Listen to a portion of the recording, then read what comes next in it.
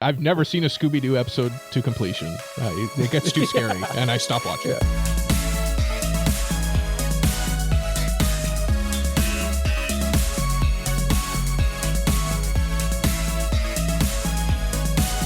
No? Well, that's the draft. We did the draft. Mark Combo Weebs. My name is Cole. His name is Mike. His name is Jay. We like anime. And this is episode 134 of AniPro. And on this week's episode, we are discussing the upcoming anime season, the summer 2024 anime season, going over the shows that are coming out, going over the shows that we have selected as the peak, the elite, the super duper of the creme de la creme. The cream will rise to the top of the barrel. Like there's a barrel with cream in it, and then like the heavy cream will sink and the light cream will come up. And the light cream in this metaphor is like the good anime, and the heavy cream is like the bad stuff. But I guess you kind of want the heavy cream, right? No, the heavy cream would float because it has more fat in it. Listen, I'm gifted in other ways, Michael. I have other talents. I don't know which cream is which cream does rise. This is a good point you bring up. I must know. You know what? Let's scrap this whole episode. Let's get to the bottom of this one. Yeah. So we're gonna do that, but I just want to say to you, gentlemen, I've got hockey fever. Yeah, it's unfortunate because by the time this episode comes out, hockey will be over. It will be. There will be a winner. There will be a Stanley Cup winner. The Edmonton Oilers have pushed this to Game 7. Cole, don't. Well, they have. Okay. Okay. I thought you were going to say they won. I'm not making any predictions. I'm not. They were down 3-0. I'm glad neither of you wore any jerseys. We're not jinxing it. I would never wear an Edmonton Oilers jersey. I would. I would. They've pushed it to Game 7. It's incredible. It's a wonderful story. And we'll talk about it probably in the future. For a second, because they probably lost. Well, with that attitude, Jay, you got to have more confidence in yourself. Until like they didn't. Edmonton Oilers. Hold on. Let's do a reaction for each potential outcome, just so we can cover all the basics. Okay, but you're the main fan, so I expect you to have the most emotion in this reaction. Okay. Here we go. Okay. This is for if they lose. Okay. Yay! Oh no! Lost, I think is what you should say. I can't believe that Connor McDavid took a shit on the ice, like literally in front of 15,000 screaming fans. That was wild when he did that. That was crazy. Yeah. The way he dropped Trow and left the ducky. Now if they win. Okay, this is our reaction if they win. Okay. Here's my reaction if they win. If they won. Yeah. I can't believe Connor McDavid took a shit on the ice in front of 15,000 people. That was awesome. Is that all that that stadium for sure holds more than that? I don't know. It wasn't a sellout in Florida? 15,000? It does now. Now. They got to go see Connor McDavid's dookie. Well, if you want to see Connor McDavid take a shit, go watch Game 7, I guess, even though it's already over. This is a strange. This is why we don't talk about current events when we're a week and a half out. Ice hockey capacity. 20,000. 19,250 people. That's it? For the Panthers rink? That's a big rink. That's a big. I'm surprised it's that little, actually. Pretty sizable. Yeah. I think the biggest one is 22,000 in Montreal. Oh, okay. Yeah. So I don't know. You can only squeeze so many people in a small building like that. Okay, now to get down to business. I am hot right now. My air conditioning isn't working, and this is we're in the peak summer solstice season. It's sweaty. Welcome to summer, ladies and gentlemen. That actually kind of makes sense. I was wondering why Cole seemed like a little irritable today and just a little off. And he was actually drinking water from what I could tell. And I'm like, what's going on with Cole today? This is a strange behavior that I'm not used to. It's just everything's sticky. Everything's so goddamn I know. Sticky. And it like keeps raining here too. So like it's hot and sticky. And I feel for you that your AC isn't working. Yeah. Thank you. Thank you. I Yeah. appreciate your condolences. Yeah, it's how's your guys' homes? Are they nice and air conditioned? You seeking an invite to a nice, cool, air conditioned area? Thankfully I have a family dinner tomorrow, so I can go enjoy some air conditioning. There you go. How long has it been broken for? All week. Oh. I've basically like stripped my bed down to just like the bare necessities, a bottom sheet and just like a thin blanket over top. Of Yeah. me. Yeah. That's the move. We actually pull out, like we usually have like a duvet on our bed. And we actually pull out, like we put it away for the summer and we just have like a thinner comforter because it's just like I cannot sleep when I'm too hot. It's just And have you ever tried sleeping without a blanket? It's not good. No, you need It doesn't something. work. You need something. I've to done cover just a you. sheet in a pinch when it's like really hot. I can't do that. It's not great. I could do that more so than just nothing. Yeah, Like- it's better than nothing, but you need that heaviness to it a little Yeah. bit. You need some weight behind it. Mhm. Like Yeah, a weighted blanket. I do have a weighted blanket. Maybe I'll try that tonight. that's try going to that. be very hot because weight Probably. equals insulation. Yeah. I don't know. They're little glass beads, aren't they? I have no idea. Couldn't tell you. I don't have one. I've never. Do you have any fans, Cole? Oh, of course. No, I've got you'll a fan. experience Korean fan death, Cole. Don't do it. I've got a fan in my bedroom that has been going for probably 3 years nonstop, never shut off. Always Seriously? tired. That's actually what they say you're supposed to do, though. Like my furnace fan runs nonstop too. So Mhm. apparently, it's like less wear and tear. Cause like the start up and shut Yeah. off is like the hardest on it, right? Yeah. Mm-hmm. Oh, that fan is. My fan's tired though. It's putting I in don't the know. work. Yeah, put I in the gotta hours. replace it every few years, but that's okay. Yeah. Summer. At least, go sorry. ahead. I was gonna say at least it has not been like very hot, to be honest with you. Yeah, we have only had like one above 30 Celsius Mhm. day so far. Yeah, we've been sitting at around like mid 20s. My house is at a cool, crisp 24 degrees, which is nice. That's Perfect. actually, honestly, I was expecting hotter, to be honest with you. That's not that bad. It's not I like good. it at like 20. Yeah, especially in your guys' house, you're like, you guys, I know one of your roommates used to sleep with the window open in the Canadian winter. That's how Mhm. much cold you guys like, which is Yeah. nuts. Yeah. 30 Celsius is 86 Fahrenheit for Americans. It's warm. It's humid too. The humidity, the heat doesn't get you. It's the humidity. Hey, speaking of summer, Mm-hmm. the summer 2024 anime season is starting up, and boy, does is. it look like a season of anime. Sure Actually, does. it's not too bad. We drafted some pretty good shows. We've selected some shows. We put our money where our mouth is. Put our money where our mouth is. And I mean, even with that, like there's other shows that were not selected, that were ineligible or just could not be selected. So why don't we kind of discuss some of the shows that are on the radar per se, but maybe not necessarily like where am I going with this metaphor? Honorable mentions or or sequels that we could. Yeah, I was gonna say you've teased the draft a little bit, but maybe you need to give more context now that you've mentioned it.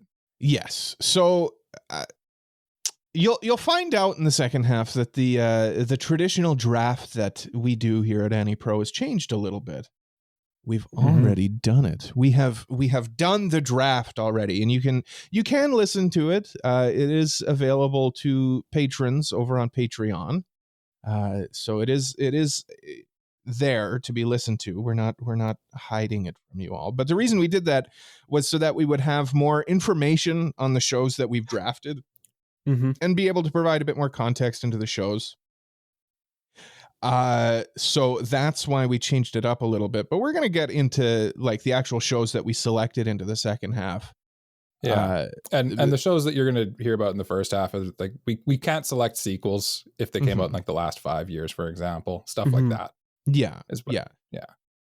So yeah, let's start going through them. I mean, the number one show in terms of like popularity for next season is this show that I'm not super familiar with. I didn't watch the first season, but I hear the manga is going off. Jay's really enjoying the manga right now. That's Oshi It is no a really Ko. good manga. Oshi no Ko season 2. Jay likes the manga. Jay likes the context and the content in the manga. He's really enjoying what's happening. What you're alluding to does not happen. So, well, how do you know yeah. what I'm alluding to then? Yeah. Because it's the one thing that like the internet was screaming about related to Oshi no Ko. Well, let's talk about the show. So season Yes. 1, I believe was pretty popular, right? People enjoyed it. I would almost say incredibly popular. Yeah. This one's from Studio Doga Koba. Koba. Oh my! Why do I have such a Doga hard time? Kobo. Kobo. Doga Kobo. Mhm. Yeah, it'll be on High Dive again, just like season 1, and it's starting on there it is, July 3rd, 2024. Wednesdays for that one. Wednesdays. Why don't you why should we watch this, Jay? I mean, first of all, it's a continuation of a really well done show by I'd say a prolific author at this point. I mean, Kaguya-sama was really well done, and this is also just a really well done drama. And it's kind of hard to go into too much detail about Oshi no Ko because, like a lot of people were talking about when the show first came out, that first episode is kind of something you need to go in fresh. Yeah. I was talking about it at work recently, and he's like, oh yeah, I was telling him like, oh, it's the most anticipated show this season for sure. And he's like, oh yeah, what's it about? What was the first season about? And I'm like, oh, I can't say that. Well, you see, it's oh, okay, yeah, I can't tell you that. You just have to watch it. You just have to watch it, and then keep in mind that the first episode is an hour and a half. I'd say like the best way to describe it without spoiling anything is it's a very deep dive into the entertainment industry that also serves as a very dramatic story for the main characters and that. Main character is kind of like an Ayano type, and then there's also he's kind of like trying to solve a mystery. Basically, it's the really really broad picture stuff. About Gigic did a video on the manga. I guess that was probably like a couple years ago at this point, but I think like 2 or 3 years ago now. That may be, check that out, and then if you seem like you're interested, then go check out the first season and then begin the second season, because that will be starting very very soon. One interesting thing about this one too, before Cole moves on, is that like it looks like to be completely frank with you, like I watched the trailer of it, it looks like a similar animation style, but like they've like just ramped up the colors and like the craziness up to like 11. And frankly, I have no idea what's going on in this trailer at all, because it's just like so bombastic, and like you just can't get a feel for what the hell's happening. I'm thinking it's some kind of play or stage play or something. Yes. Okay, because that's kind of what it looks like. And then I just saw a lot of people saying that this is going to be like, it's actually probably one of the best arcs in the manga too. People are excited for it. I think that this is probably going to be the most hype season of Oshi no Ko, but like again, it's something you need to go, like if you know, but it's a very hard thing to talk about to newcomers, because I'd rather you go in not knowing as much as my biggest recommendation would be that like I watched the first season obviously, and there was not one dull or bad episode. Every episode kind of has you on the edge of your seat the whole way through. And I think there's something here for everybody for sure. I do just want to discuss briefly, because I don't think any of us are big fans of Tower of God. It is high up on the anticipation list, season 2, which I don't get it. I didn't really like Tower the first season. Was good. I felt it was pretty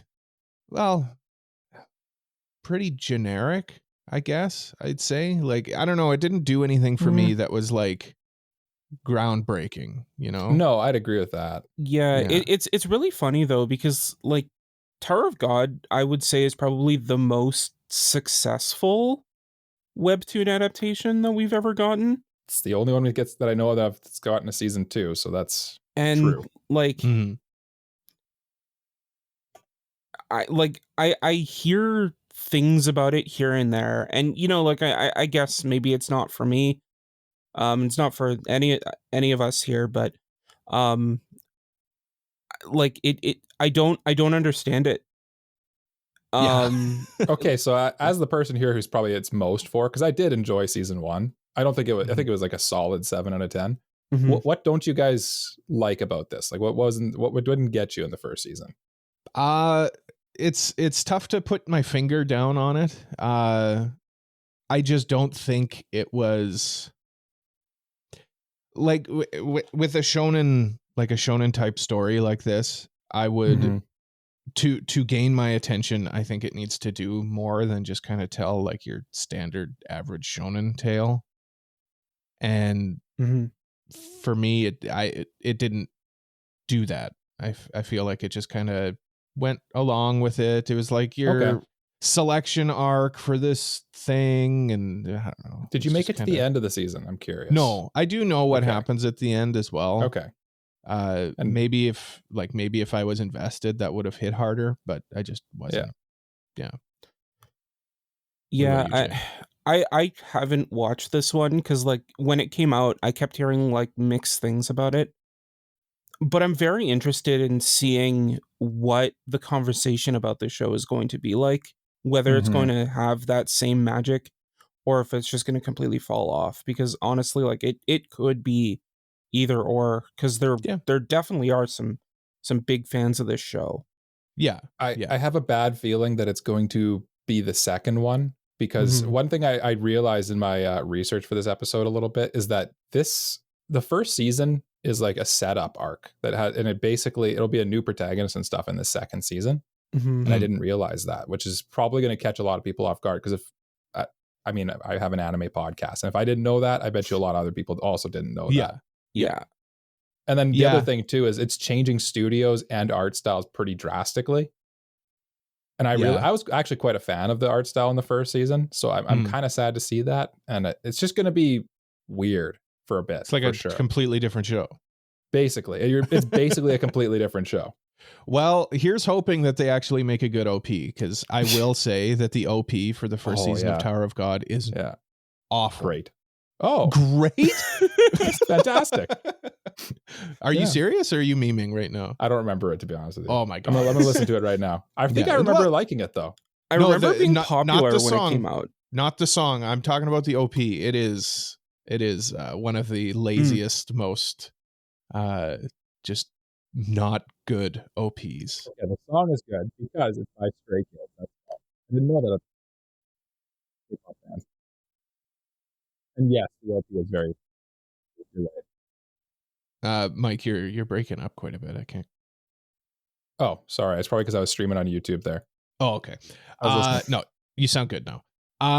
Okay. Well, I don't want to just like run through the list of shows that are coming out. Let's kind of just laser focus down more on like shows that we're looking forward to. Before we move on, Tower of God is available on Crunchyroll and will be available on Crunchyroll if you want to check it out. Airs Sunday, July 7th. Very good. So let's kind of just talk about some of the shows that we're looking forward to that weren't necessarily ones that were drafted. I'll get the conversation started. There was one show that I was checking out when we were before we went into our draft a little bit ago. It's called Senpai, was an Otokonoko. Otokonoko. It looks interesting to me. Like, it looks very unique in the sense that like it's not necessarily a topic that you would normally see in anime. Essentially it's the lead character is a male who dresses like a female. A cross-dresser. Yeah, that's not something you usually see. So I'm just interested to see where that where that goes, you know, like what kind of story are they going to tell? It seems like it kind of wants to be a romance type story, but I'm not sure about that. Like maybe that's just how they're trying to sell it. I'm a big believer that like when they put genres in the description of these shows, they're in order of like importance. Right. So the first genre is comedy, second genre is drama, and third is romance. So there might be a bit of romance, but this is probably primarily going to be like more of a romantic comedy, maybe with a bit of drama. Yeah. I'm very interested in how the show's going to turn out because, like Tower of God, this is a webtoon adaptation, and interesting. We know by experience how those turn out. So I'm hoping that it turns out better than the other ones because it's different. It kind of isn't that shonen like action battle manga-esque story, but more soft and but I mean slower. They need to, it's good that they keep trying because they just need to find the formula, because we know how to do a manga into an anime. Obviously we know how to do light novels into anime. We just need to find the formula, you know, to get these webtoons off the ground. You got to find the sauce. There's a sauce and we just don't have it yet. Yeah, I hope the sauce can be found by this studio, Project Number 9. I'm a little hesitant considering, I mean, their most recent show from last year was, remember that anime that came out last year? It was about a pig who was like, Reba. Jay remembers it vividly. Watched every haunts episode. My memories. Drafted it first overall. Yeah, but I will say, like, they have done some other shows that were pretty popular. They did Mind Tiny Senpai, which was kind of flew under the radar. Angel Next Door Spoils Me Rotten. They did a lot of people like that Vexations of a Shut-In Vampire Princess too, I think. And Love After World Domination. Like they've done some good stuff. So I won't hold the Buddha too much up against them. It looks like they are really good at making like 7 out of 10 shows. It's kind of like they ride. Yeah. Well, I mean, this could be better too. This one's on Crunchyroll. It'll be on Fridays starting July the 5th. What about you guys? Do you guys got something you guys want to point our attention towards? Mike, do you want to go first? No, go ahead. Well, you didn't have something up? No. It like I will. You'd be next in podcast order. I'm sorry, Jay. I have upset him. I will go with this one that I really looked at a lot, and I don't know what kept me back from it, but it's really interesting to me. It's called Delico's Nursery. Yeah, I was looking into this one too. It looks super interesting. Another interesting thing about it is that it doesn't come out until August. So I'm guessing this is like, it says Crunchyroll, so it's not going to be a full season drop. I just, one of the things that held me back with this one is I don't really know what it is yet. It's based loosely on a manga, but it's a completely new work based on the manga, which is interesting. The art style seems really cool, and I guess I'll just kind of like summarize what it's about a little bit. Is basically this guy hailing from the prestigious noble house of Delico. He's an elite member of the Blood Pact Council with a promising future, and they're like a governing body for vampires. And just he gets assigned this mission, which is basically taking care of a bunch of these kids, and they're all vampires. And it's just like, it seems interesting and cool. Vampires are always cool, honestly. Studio JC staff, good sign there too. Yeah. Genres fantasy, mystery, and supernatural. It just, when you watch the trailer, you can't help but think like, this looks interesting. Like yeah. It kind of gave me like Promised Neverland vibes a little bit. Yeah. And I mean, obviously it's a new thing, so take my word with a huge grain of salt, but like it looks like it could be that series that fills that gap, I guess. There also aren't like a lot of those kind of like horror mysteries this season, I don't think. No, not really. This seems like definitely a dark show. Yeah. Yeah. And I think that it'll stand out for that reason, kind of like how a couple seasons ago, I think it was called Diggy and Mali, was a show that kind of went under the radar, but a lot of people talked about and liked. I think that this might be similar. Okay. Yeah, you could be right. I like the art style of it as well. It's funny, like we just talked about Tower of God. It's almost Tower of God like the the art first style? season. Yeah, like Yeah, with that it's like sketchy almost, you know, like it's sketchy and like instead of not much shading, like everything's kind of like one color. yeah, it's kind of flat, but like Yeah, in thin a lines. nice way. Yeah. That one looks good. That one actually flew under my radar even. Oh yeah. Yeah, I didn't even pick up on that one. Yeah, no, that one looks interesting. I'll definitely be checking that one out. Jay, it's your turn. It's your turn Yes. in the order of things. Yes. So one that I was a little bit interested in, but didn't draft just because one, it's a short, and two, it's I don't know, like it looks a little bit off, but it's by Studio Bones. And it's based on a manga called The Magical Girl and the Evil Lieutenant Used to Be Arch Enemies. Okay. Or Katsute Maho Shoujo to Aku wa Tekitai Shiteita. I'm glad you clarified. Thank you. Yeah, very, very good. Yeah, as it says on AniList. Thank you. And I know one thing that probably stood out to you, Jay, is that this is by Studio Bones. It is by Studio Bones, and I do love me some Studio Bones. Yeah.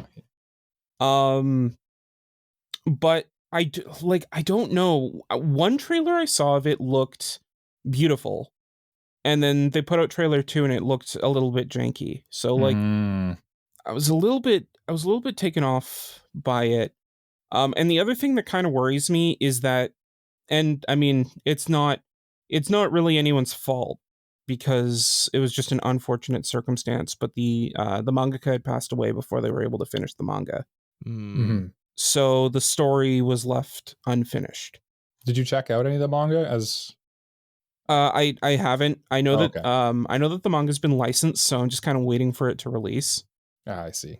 But like I don't know how I feel about pushing for an anime that probably won't see its conclusion.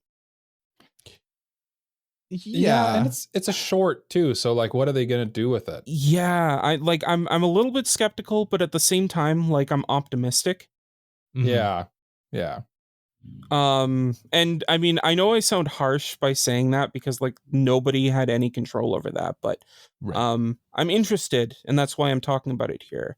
Yeah. But I'm a little bit skeptical. Yeah. I mean, I would be too, just given like what Bones is doing right now. Like they're, of course, My Hero Academia. They've got a movie coming out next season. They just did Metallic Rouge. Like I'd be a little nervous about this kind of being the B team, you know? Yeah. But maybe. it is a short too. So like, even if it's a short, like, I guess it depends on how long the episodes themselves are, right? Like, are they 10-minute long episodes, or are they 4-minute long episodes? You know, we have like I think no they were idea 15 minutes was what I found while I was doing research. But I'm interested because like the story is kind of what it says on the tin about like a magical girl and her enemy, the evil lieutenant, and it's just kind of like a enemies to lovers romance kind of deal. Yeah, there's been a few of those recently. There has. Even I brought one up a few minutes ago with the Power Rangers one. Jay, help me out. Oh, here. Love After World Domination? Yeah. That's like, kind of the vibe this was giving me.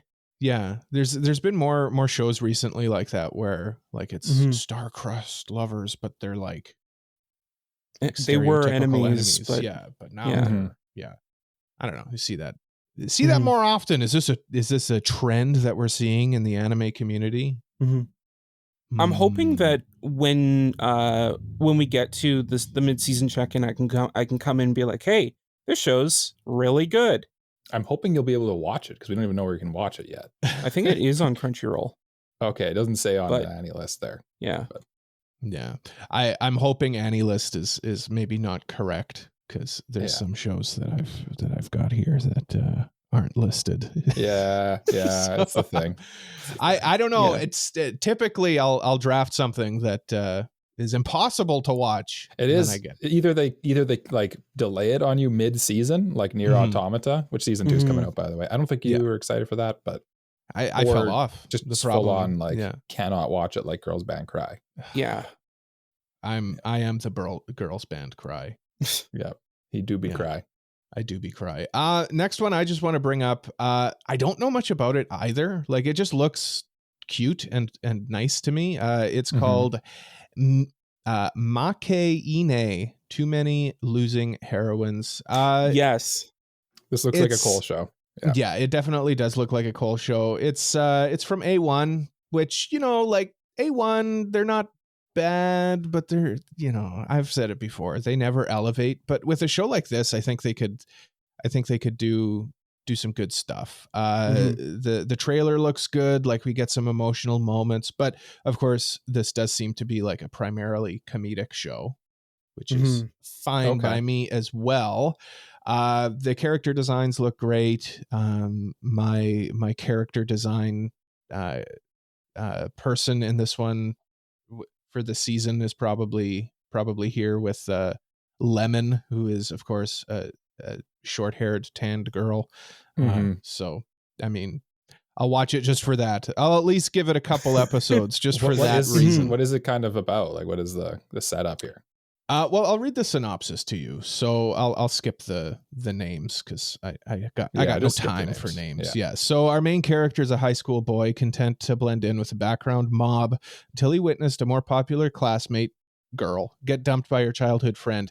He felt like he had to try to comfort her, but this led to him becoming entangled with other girls who have met defeat at love. Question mark? So yeah, it's basically, it seems like it's gonna be like a harem show Mhm. where all of the girls have been rejected by other guys. So Okay, that makes sense. yeah, it definitely it should be. I hope it's a comedic show because otherwise this would just be a very, very sad show. Mhm. Two but genres no, are comedy and comedy and romance, so romance, you're on track. Yeah. We should be good there. I'm hoping it's kind of like, Jay, do you remember that show a few years ago at this point, Mhm. with the gag in it was the bench? Was the bench? Yeah. Yeah. What was that show called?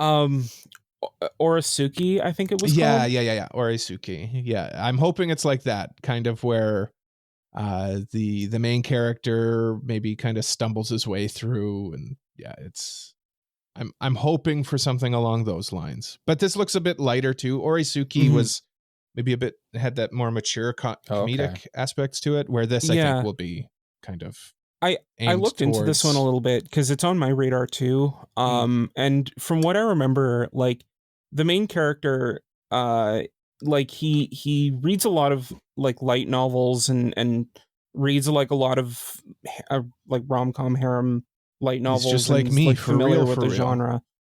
And so like he's kind of meeting these girls who are not the winner of this other guy's harem.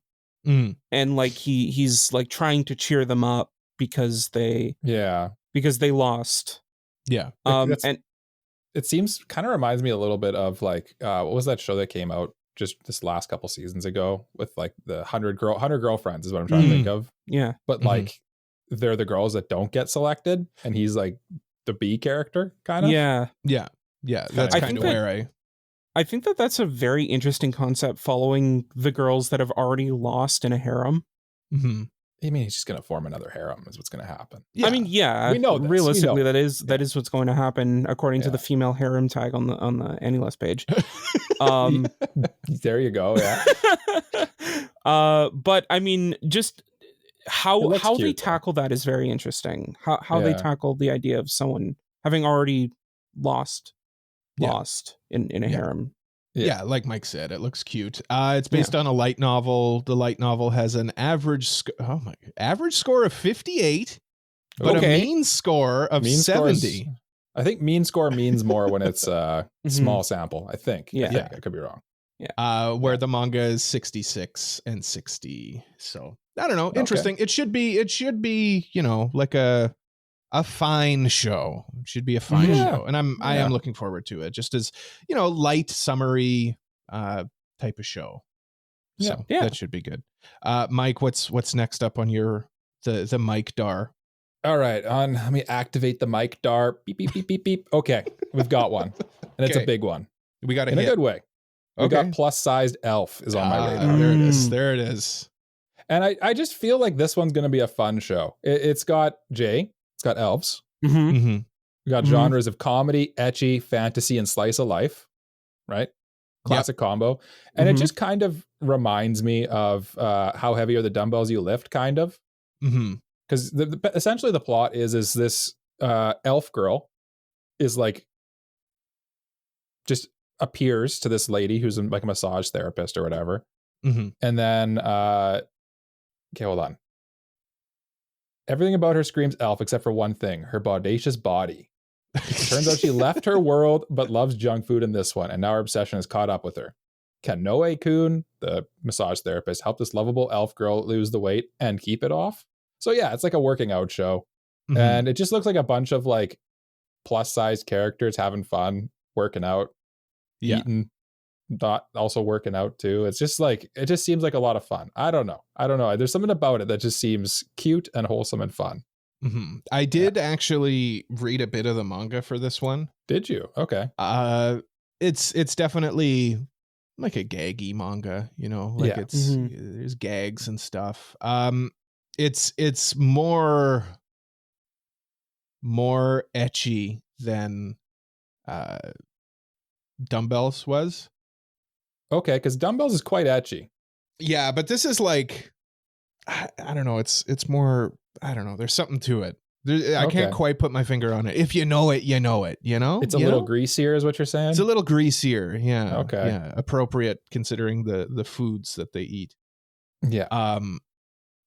Yeah, it's kind of the antithesis to Dumbbells, though. Like Dumbbells, they're like working out and they're like getting progress.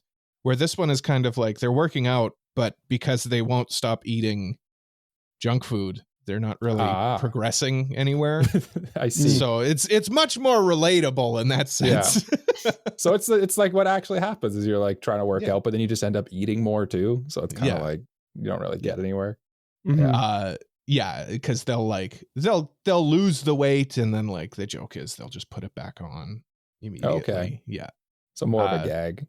Yeah. It's very comedic. It's very, very comedic. And I think that's kind of fitting for a show like this, because like I think that whereas Dumbbells might glorify the idea of working out a little bit, like, oh, you're gonna lose the weight easily and it's gonna be so rewarding for you. This is kind of a more comedically realistic take on it, where it's like, yeah, you're gonna work out for a bit, but like it's probably not gonna work out for you. Yeah. In the short term. Yeah, I mean, I don't think it's like super pessimistic about it. I think it's just I mean, like in the most fun way possible. Yeah. Like it's kind of poking fun at itself. And how it's how it's handling that. I will say this is Studio Elias. This is their first anime. Yeah, there's enough question marks here that are parts of why I didn't draft it. And that's definitely one of them. I think it will be one of those shows where it's like, it's worth checking out for an episode or 3. And then you just kind of like forget about it. It could be a sleeper, right? Yeah. Like, I mean, we could be talking about this at the end of the season. We're like, man, this studio, like, we're so excited for what they do next because they made this plus sized elf show just an absolute banger. So here's hoping for that. Cause like the manga's decently well received too. And like, it seems like there's enough here to keep it interesting, and that's I think it'll be one to at least check out a couple episodes of for sure. Definitely. Oh, airing on High Dive, of course. They have all the horny shows. And first episode comes out on Saturday, July 6th. Very good. Very Jalian, good. Jalian, the Jadar. Jadar. Yes. Jadar. That one almost Jadar. works. There you go. Jadar. What's the Jadar picking up? What's on my Jadar? Mhm. So hear me out here. All right, I'm hearing you out. One of the shows that I'm genuinely looking forward to is probably a show that's going to be clowned on a little bit. Of course. I mean, that's what happens. A Domestic Girlfriend. Okay. Oh, I know what you're going for. And that's Studio Dean's Days with My Stepsister. Oh no, Oh, boy. Jay, you're sewering yourself. What have you done? I know. No, I know what Jay's going for here. Supposedly, it's not like greasy.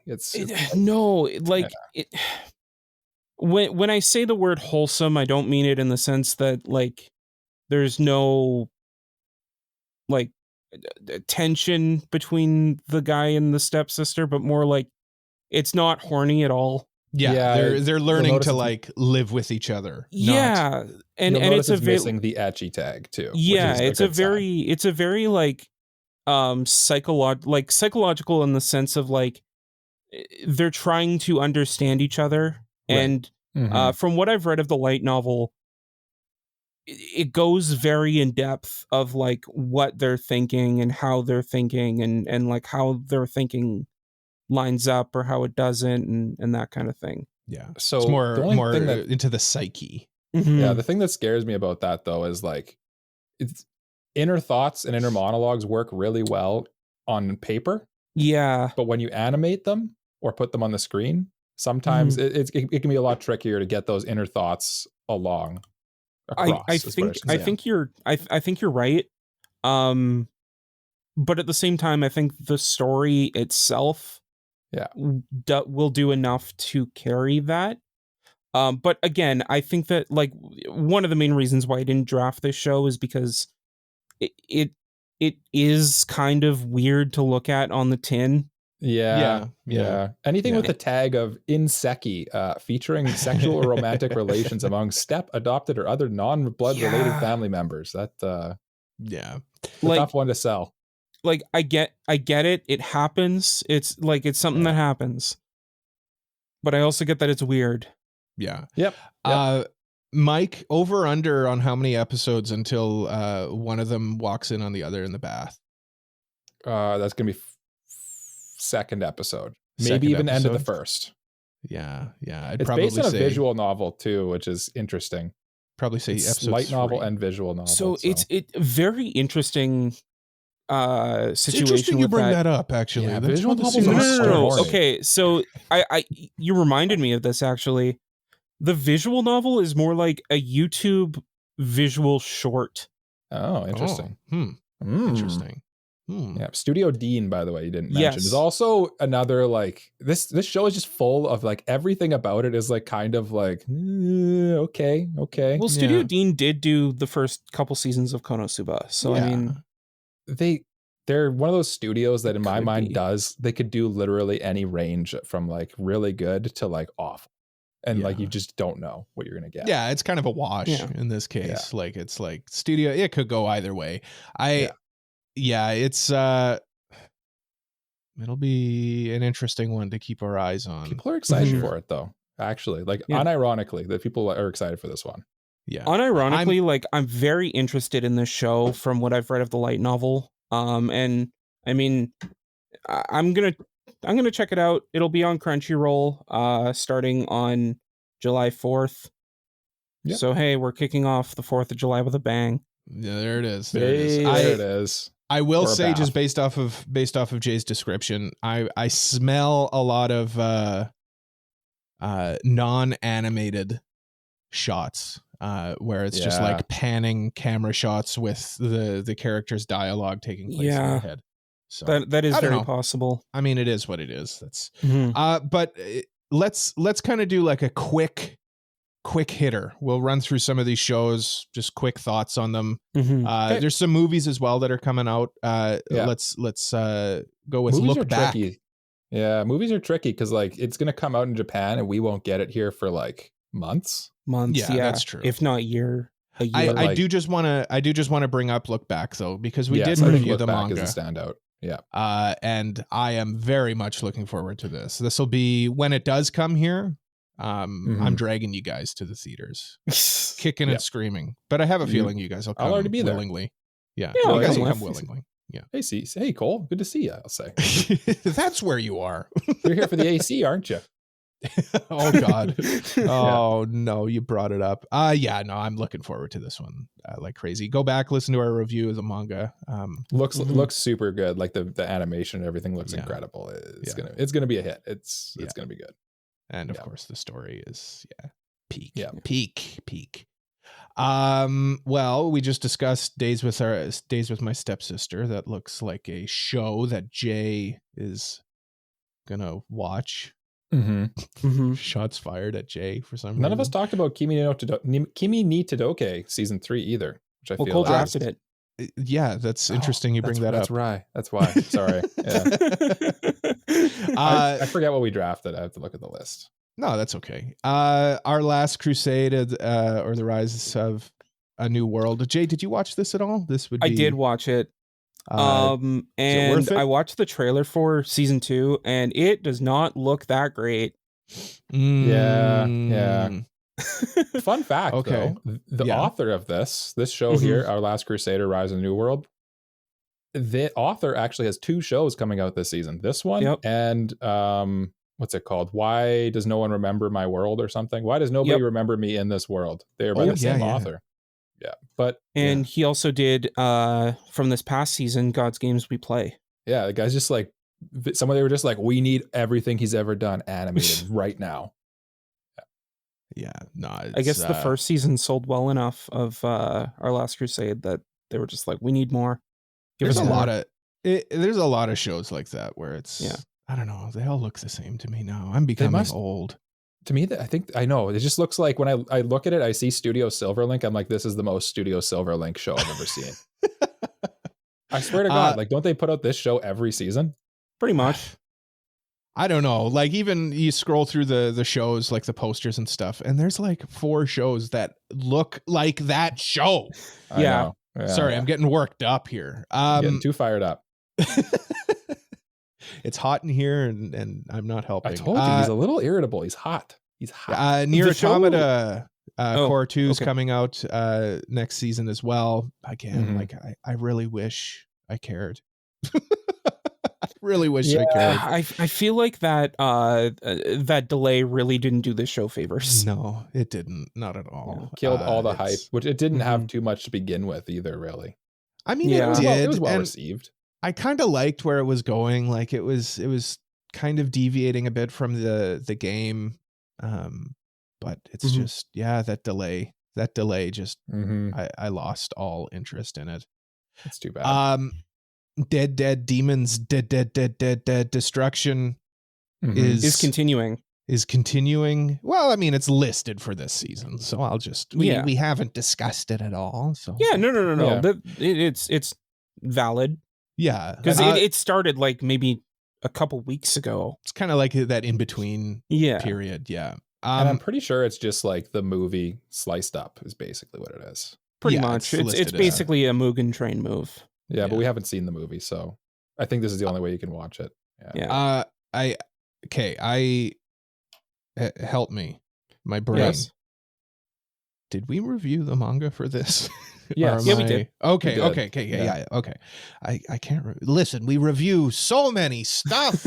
We did it quite a while ago. It was a while ago. Yeah. And I remember we all kind of liked it. Yeah. I know that I read it. I just don't remember if it was for a review or not. For us or not. Yeah. One here that Jay, I'm sure Jay, you're excited for because it's called Love is Indivisible by Twins. I'm interested in this one, but at the same time, like, these romance shows are a dime a dozen at this point. Yeah. So like, I really want to see something that'll make me go, okay, this is different. This is unique. And it's worth checking out.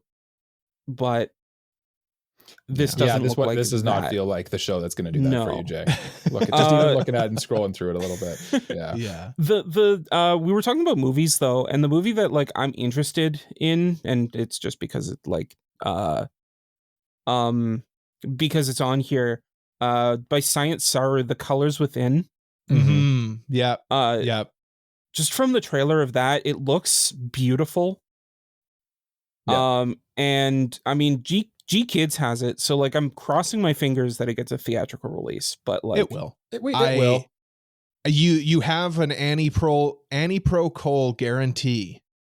Well, I'm dragging the both of you to the theater if it does come into theaters. And I I will have be yet to kicking. be actually dragged to a theater, but I will be kicking and I will be screaming, Jay. good. Okay.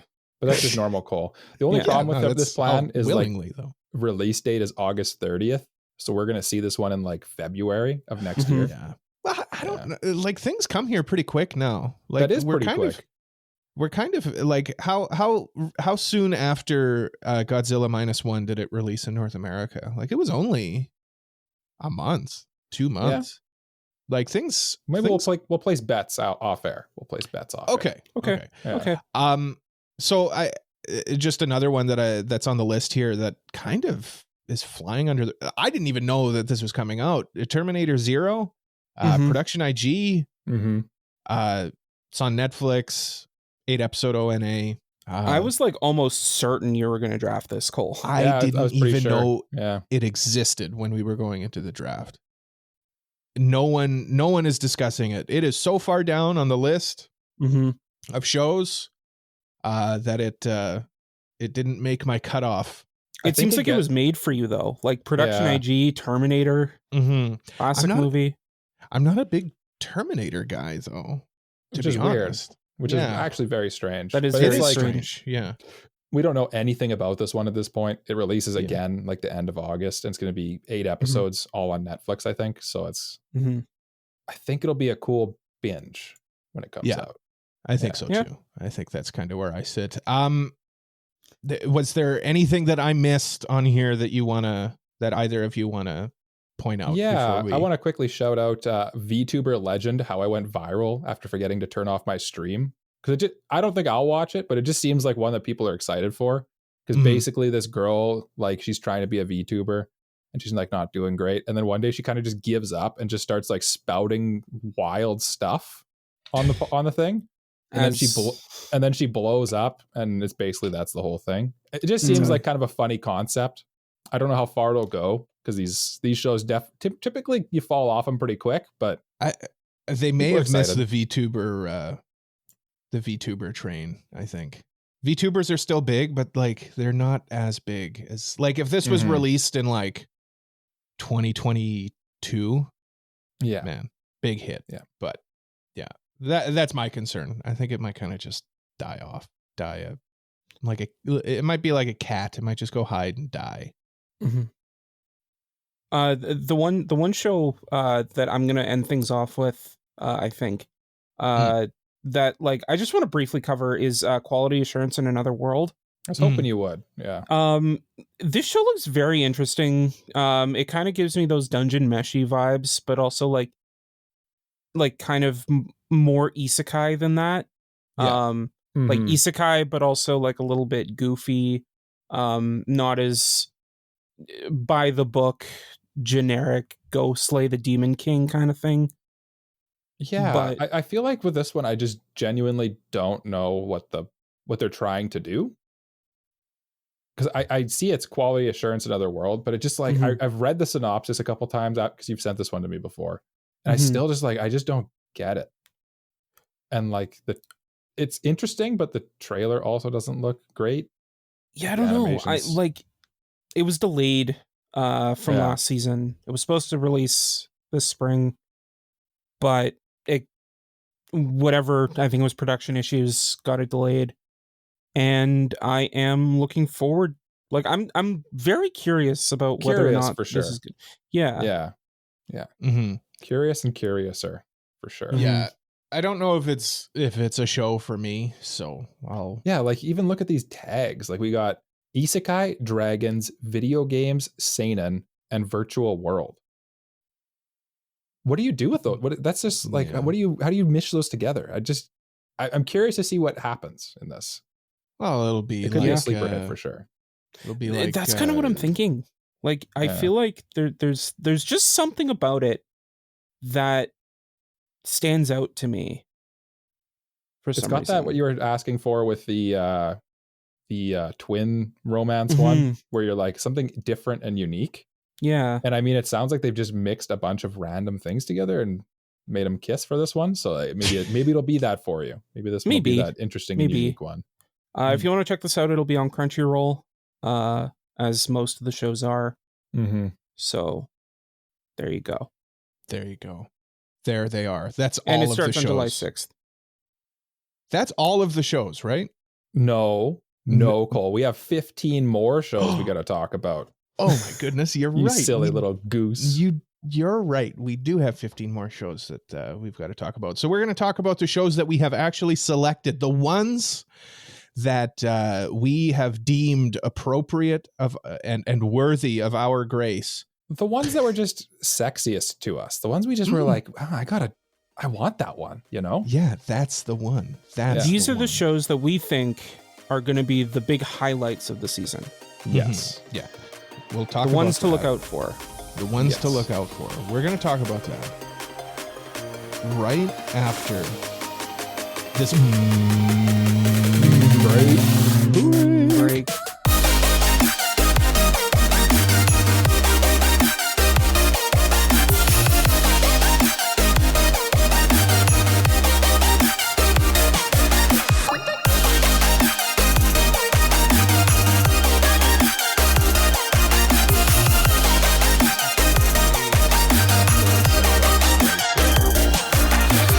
Welcome back to AniPro. The spookiest episode of the year. That was like my old. That was like I don't know. I don't know what I'm doing, man. My brain Cole's is hot. His brain's not working right. Melting. Today. Yeah. It's okay. Yeah. We're gonna talk about the shows that we actually drafted, and as we discussed previously, the draft took place on a different day and a different place in a different time universe. A different universe called Patreon. Two big reasons for that. One, we think it's boring to have you listen to us go and ah for a long time as we pick our shows. Yeah. And two, now we know what the heck we're talking about when we talk about these shows because we had like a week to research them. Yeah, I got notes. Research. We did. I got notes. Look at these notes. I got notes on my phone. I got pages notes on pages. I got notes over here, like on my wall. You can't see them, but trust me, they're there. Don't look. Don't Are look. there little like strings attaching them together? They're everywhere. You can see them too. Yeah, strings. Yeah, I can. Yeah. Yeah. So we're just gonna run through the shows that we drafted, and to do that, I think it's important that we discuss the order that we drafted in and who won the last season's draft. I feel like that's very important that we need to discuss. It's critical. I wonder why Cole feels that way. So I also want to preface this by saying that the winner may have changed because we did we did the scoring a while ago and numbers may have changed at some point. I doubt it. I mean, they're far enough apart that I think we're probably okay. Yeah, probably. They may have changed, but probably not. I mean, frankly, it's part of the reason why like our doc only goes back to 2023, and I don't have any of the old scores for 2023 because I have no idea what they were when we recorded. To be honest with you, because they changed so much. The only reason I say that is because if someone else were to do it and we're like, that's not the winner, then we're covering our butts. Yeah. Then I'll fight. I don't like covering my butt. I like just having my butt out there. Yeah. Uncovered butt. That's the AniPro way. Uncovered butts. That's right. The order of the draft is as follows. In last place on last season's draft was my good friend Mikey with a 75.25 average. First loss first loss for Mike. Yeah. Is it actually my first loss period? Yeah. Yeah. Yeah. It's a pretty good track record, I'd say. pretty good. You're doing pretty good. Mike, the winner until now. Well, you're batting a solid 50% for the year so far. Yeah, that's true. Yeah, that's true. Yeah. Jalian was our second place with a score of 62.25. Jay, how does that make you feel to come in second place? It feels weird because 62.25 doesn't make sense. I'm sorry. You said Mike got a 70 that? something. It's 76.25. just a different number. Just a completely different number. Yeah. Yeah. It's close. I feel better. Jay, how does that score make you feel? I feel like I'm consistent, if anything, because I think I was second last time too. Yeah, consistency is key. I feel like I feel like second is a lot at the time, Jay. Yeah. And you know what that means, ladies and gentlemen, Cole fans out there. I mean, let's celebrate here. Let's take a quick lap around the ice here with the cup. With a score of 78.5. And that is the score, 78.5. Perfect. So I drafted last. But let's get into this. Thank you. Nice, Jay. Let's get into it with the first show. So Mike, you were up first. You had the selection. You could pick any show. That's show, right. Of course, that was eligible to be drafted. Yep. What show said to Mike, pick me, Mike? So the first show I'm going to talk about is Suicide Squad Isekai. After he picked Oshi No Ko and failed.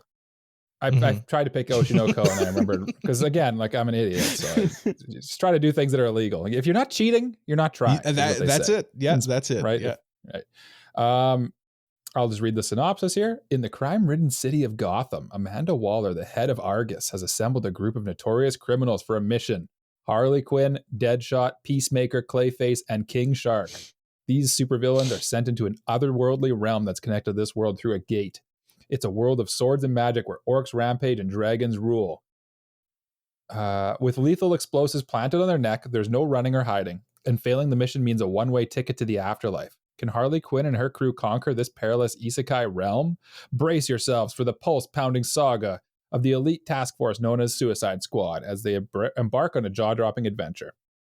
If you've seen the Suicide Squad movie, you're already familiar with a lot of these characters. It's basically the same lineup. Help me, guys. You're the comic book people. Yeah, I think it is. Yeah, I mean, I honestly haven't seen the Suicide Squad movie. Okay, so the Suicide Squad does change its lineup like a little bit from time to time, but like it does have like its core characters. Like Harley Quinn's always there.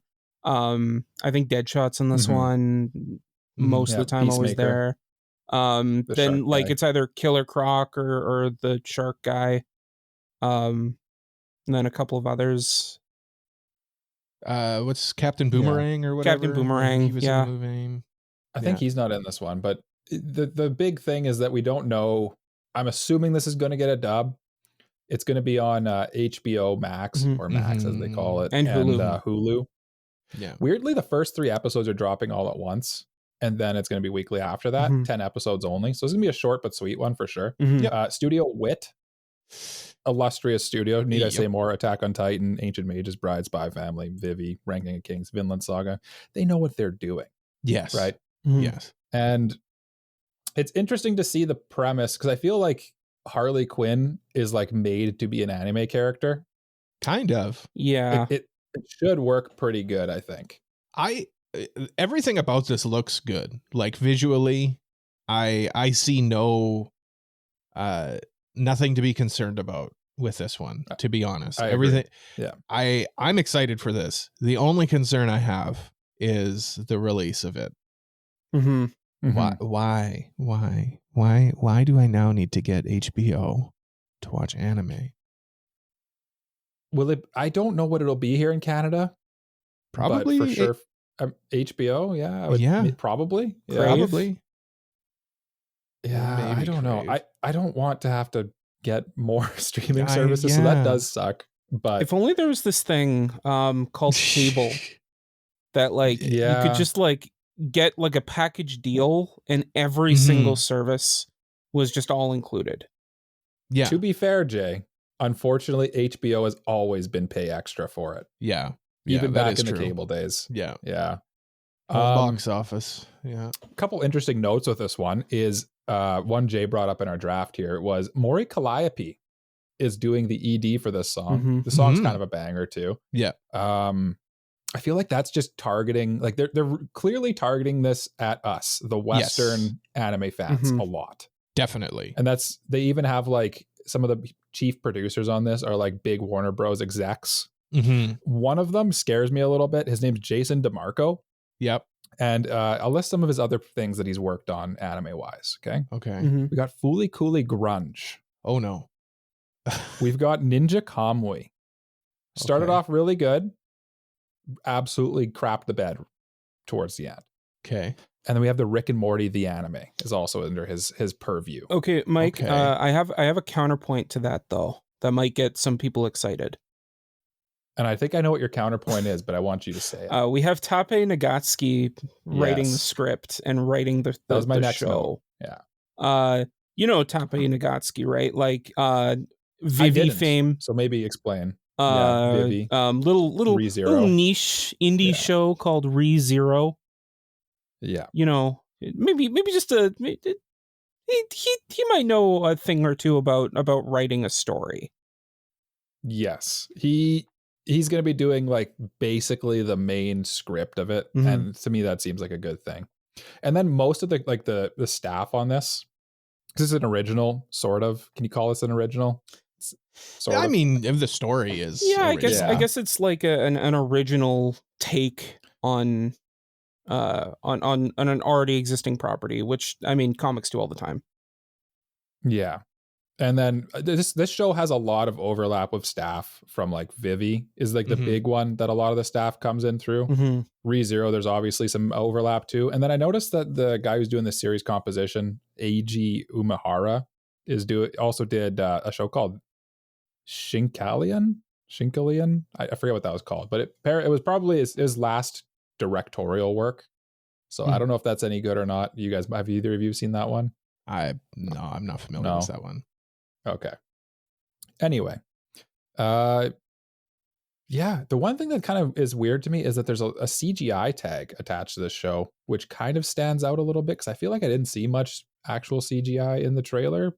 Yeah, I can't think of any instances of it.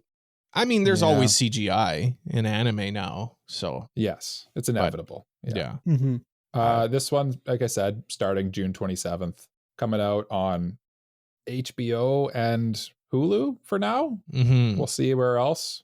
Watch it where you can. It's gonna be a short and sweet one though, so check that one out. Yeah, definitely. I definitely will. Jay, you were up next with your next show. Yes. And I'm looking forward to Jay's next show. I'm very excited for this show, and I think that a lot of people on the internet are looking forward to this show.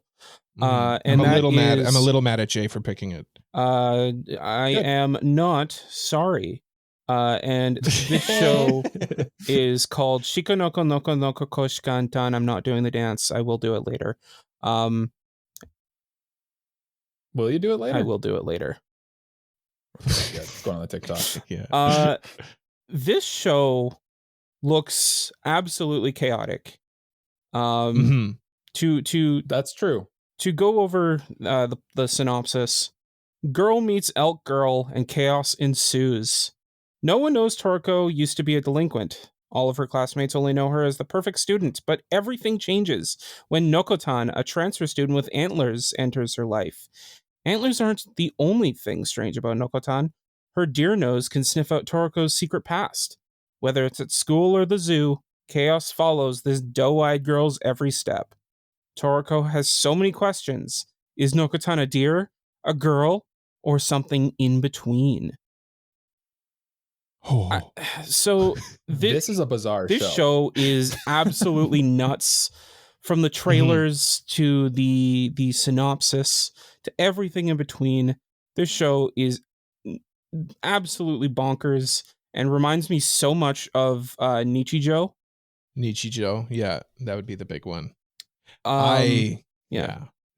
So excited for this. It feels like a like an anime version of a shit post. See, that's the thing. Like, people describe something like what's that other show? I can't help you because I don't know which one you're talking about. Yeah. No, the one it is basically a shit post. Oh, Pop Team Epic. Pop Team Epic. There we go. I don't feel like it's the same way. Like, Pop Team Epic doesn't have like a plot to it at all, where like this at least has an underlying plot. Mm-hmm. So yeah, it's shit posty, but like palatable shit posty. It doesn't grind my gears the same way. I think like when I say shit posty, I mean like in the terms of it's comedy. Whereas other comedies like Konosuba, I wouldn't say is like necessarily a shit post. No, it's more traditional comedy. This one feels like the type of show where if I could never show this to like someone to get them into anime, or like if I was watching this at work and someone looked over my shoulder, they'd be like, "What the hell's wrong with you? What are you watching?" This is the show from what I've seen. This is the show that is made for like those TikTok people that just like love brain rot and only devour brain rot. Brain Rot the show is actually kind of a good analysis too. The only thing that kind of gets me a little scared with this one is I just can't help but see it and see how popular and memey it is, and just wonder like, will people watch this for all 12 episodes? That's fair. I think that, or will it get old? That's fair, but like if it does follow the Nichijou comparison, then like I think it'll be at least decent. And I mean, it's by Wit Studio, popular studio, Attack on Titan. I've heard of them. So far, Spy we're Family. 2 for 2 drafting Wit Studio shows. A lot of shows that people really really like. First season of Vinland Saga. I'm familiar with this studio. Yeah, I've heard of sounds them. like a familiar list. Yeah. Never very recently. Yeah, actually. I came up with that list myself. Actually, did you? Okay. Nice. So stealing techniques from you now, Cole. So I'm looking forward to it, and I feel like I think the director is also really interesting. Masahiko Ota, who has done shows like Umaru-chan and Gabriel Dropout. Okay, yeah, that feels appropriate.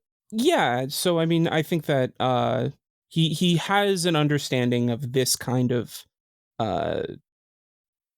genre and this kind of show. So it definitely feels like his wheelhouse, just looking through his past works here. But maybe nothing quite this manic. No, but I think that I think I can place at least a little bit of faith in him just because he has that experience. Oh yeah. That's definitely not a negative. To be honest, very few people have done something this manic. Yeah, I don't think very few things this manic have been made, to be honest with you. You know that stupid video I showed you guys, Yumi gas station? I'm just thinking of this. That's this show. Yeah. I agree. And like that's not my favorite sense of humor too. So like maybe it's just not made for me. Yeah. But you guys I feel like the internet is going to love this show. The memes are going to be everywhere. There's going to be clips. It's going to be infamous for sure. The only thing that kind of worries me, and maybe this will be rectified by the time this episode comes out, but at the time of recording, we don't know where this is airing. Oh, that's true. Yeah. I'm sure somebody will take it. I don't think this will be. I'm guessing it's Crunchyroll. Yeah. I feel like this has Crunchyroll written all over it. I agree. Mm-hmm. Yeah. But no one's not taking this one. Yeah. And it's starting on July 7th for what it's worth. Yeah. Nice. I guess I'm up next. With Kimi Ni Todoke. Third season. Did a review like a week ago. Come on. Yeah. I know. I already listen, I'm stupid, okay? I know. I would read the synopsis. Did you guys read the synopsis? Because it's a little spoilery. No. Oh, I mean, it's the third season. I feel like if they knew it, you could probably read the synopsis for the first season. Would probably be the better move. Okay, sure. If they know what it's about, you know what? We just did a review on it. Yeah, We did just do a don't need review. to go through. Go watch that Probably review. don't need to go into the plot of it too much. It's the third season of Kimi ni Todoke. Of course, like your classic, it's comedy, it's romance, it's slice of life. You know, we're getting all that good stuff, but we're getting it good. We're getting good stuff. You know, this show does stuff that other shows do, but this is better than other shows that do the same thing. at least it used to be. I have good feelings. Go ahead. It seems like a lot of the same staff and stuff coming back too, and a lot of the same character, like the voice actors and stuff. So that to me, that seems like a good sign. And it's also production IG again. So I mean, it's still production IG. It's all of the stuff that you liked from the previous season, even though it came out in 2011, 13 years ago. We've waited 13 years for the next season of Kimi ni Todoke. That's kind of crazy, right? Like I know Attack on Titan had that big break between season 1 and 2, but like this wasn't that long. This is on a different level. This is on a different level. Like Jay said, this is from Production IG. I mean, they're an S-tier studio. What else can I say? You know, I just recently, of course, they did Kaiju number 8. They did Heavenly Delusion. They've done the remake of Legend of the Galactic Heroes. I don't know. They just release bangers. They did the 10 out of 10 anime Guilty Crown. That was like a decade ago. They still did it. They're doing that Terminator show that's coming out. They are doing that Terminator show. They did the show that I talked about that you guys both said you hadn't seen when I was talking about Shin Kellyan or whatever. Change the World. 49 out of 100 on Annie. Well, I mean, they also did Ghost in the Shell. Like, I mean, we could go back really far. Haikyuu. Fully coolly. Listen, they've been around for a long time. They've been around the block. That's why I didn't want to go too deep into the list. They've done lots and lots and lots of stuff. We know who Production IG is. Yes. I mean, I'm stoked for it. It looks really good. I'm surprised that it took so long for season 3, of course, but I'm excited to see how these relationships in this show develop. I read a little bit in towards the manga, but I kind of stopped because I was like, okay, I'll just hold off. I'll wait until the show comes out. I stopped myself. Mike, you'd be proud of me. So proud of you. I'm also excited to see this show, how this show performs under a modern lens. Like the first season, which we reviewed, was done in 2009, right? Right. So it had the limitations of being a show from 2009. And being a romance show from 2009 is another key distinction. Whereas romance these days are a lot more prestigious. Like for sure. And like we commented on a lot of the things, like how it felt like there were only a couple of tracks for the soundtrack, or like how the animation was sometimes hit or miss for some of us. And I'm curious if that is not as much of an issue now, because A, budgets are higher, B, standards are higher. Yeah. And just overall, I think they'll be throwing the kitchen sink at this one. Like, I think everything's going in towards this one because they got Big Daddy Netflix behind. They do. They got Netflix producing it. They've got. I mean, it's a prestige anime. It's a beloved show. Yeah, like, it's a beloved show. They'll all of those issues that we had with regards to like the actual production of the show should not be an issue going forward. And I'm looking forward to seeing that. And if they are, then I mean, you have to hold that against them. Yeah, you could give the 2009 one a pass for stuff like that. You'd be a little bit more critical of it. Yeah, at this point. Under modern lens, absolutely. Yeah, for sure. Like we mentioned though, Netflix. So that interesting. I know some people they have an issue with Netflix releases, but I feel like Netflix is learning from their mistakes. They're releasing on a weekly basis like they're supposed to. And they've gone all in too on anime. It seems like too. Yeah, I will say it's a little upsetting. The release is August. Yeah. August. Yeah. So at some point in August, the show will start. Yeah. Good old Netflix. That is. What if it's a full drop? It's an ONA. They have it listed as an possible. ONA. It is an ONA. It's possible. Well, yeah, 'cause it's not airing, right? I'm fine with it as a full drop because then I can just. I don't mind the full drop either. I feel like Jay's the one who doesn't like the full drops, but I think it depends does on the definitely show. kill hype. Like it kills hype. with a show like Kimi Ni Todoke, it kind of feels like it kind of serves itself as a full drop. Whereas like something like like I guess something more suspenseful, where like you have that lead off where it's like, oh, what's going to happen next week? Yeah. The only thing I worry about is that if it is a full drop, it just drops and everyone forgets about it.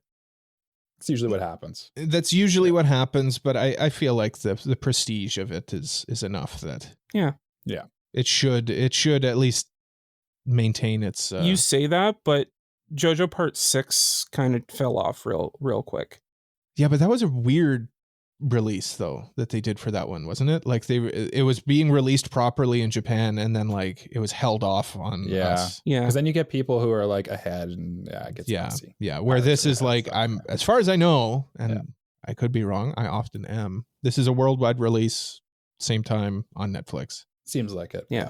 So the only like major production person that I want to point out is the director. The director of the show actually did not direct the original series, and this is his first time as a director, not an episode director, nothing like that. This is his directorial debut. But I mean, he's worked on good stuff too. I mean, he worked on Legend of the Galactic Heroes. That would be like the big thing that he's worked on. Dainutes, I should say, the remake. So I mean, I'm not worried about that anyway. I'm not watching this show for like to be blown away by the direction of it. I want the story. I want to gimme.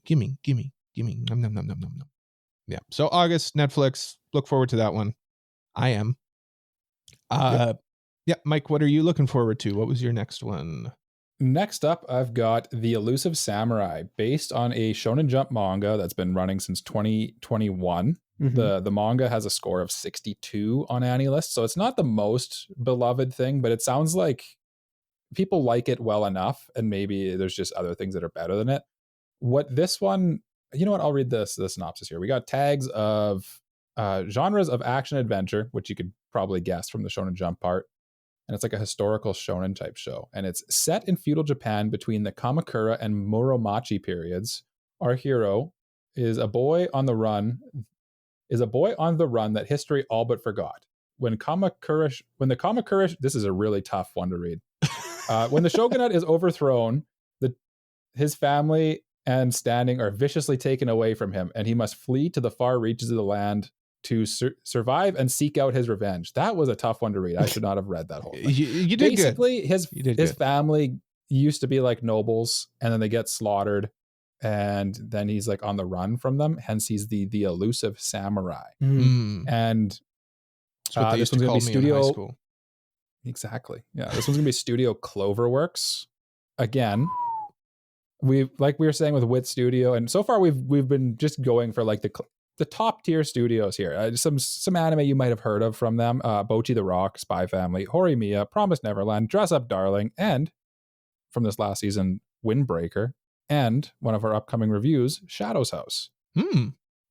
So stay tuned for that. Honestly, this one it reminds me a lot, as I was doing my research of this one, of Demon Slayer, in the way that maybe that manga itself is maybe not the strongest. But it looks like they're going to do what Ufotable did with Demon Slayer, and Cloverworks is more than capable of doing, and elevating it by making it animated. And from everything I've seen, that seems to be the case. And I'm pretty excited for this one. I think it'll be, at the very least, an entertaining and fun watch that is like a visual treat. So that has me a little excited for it.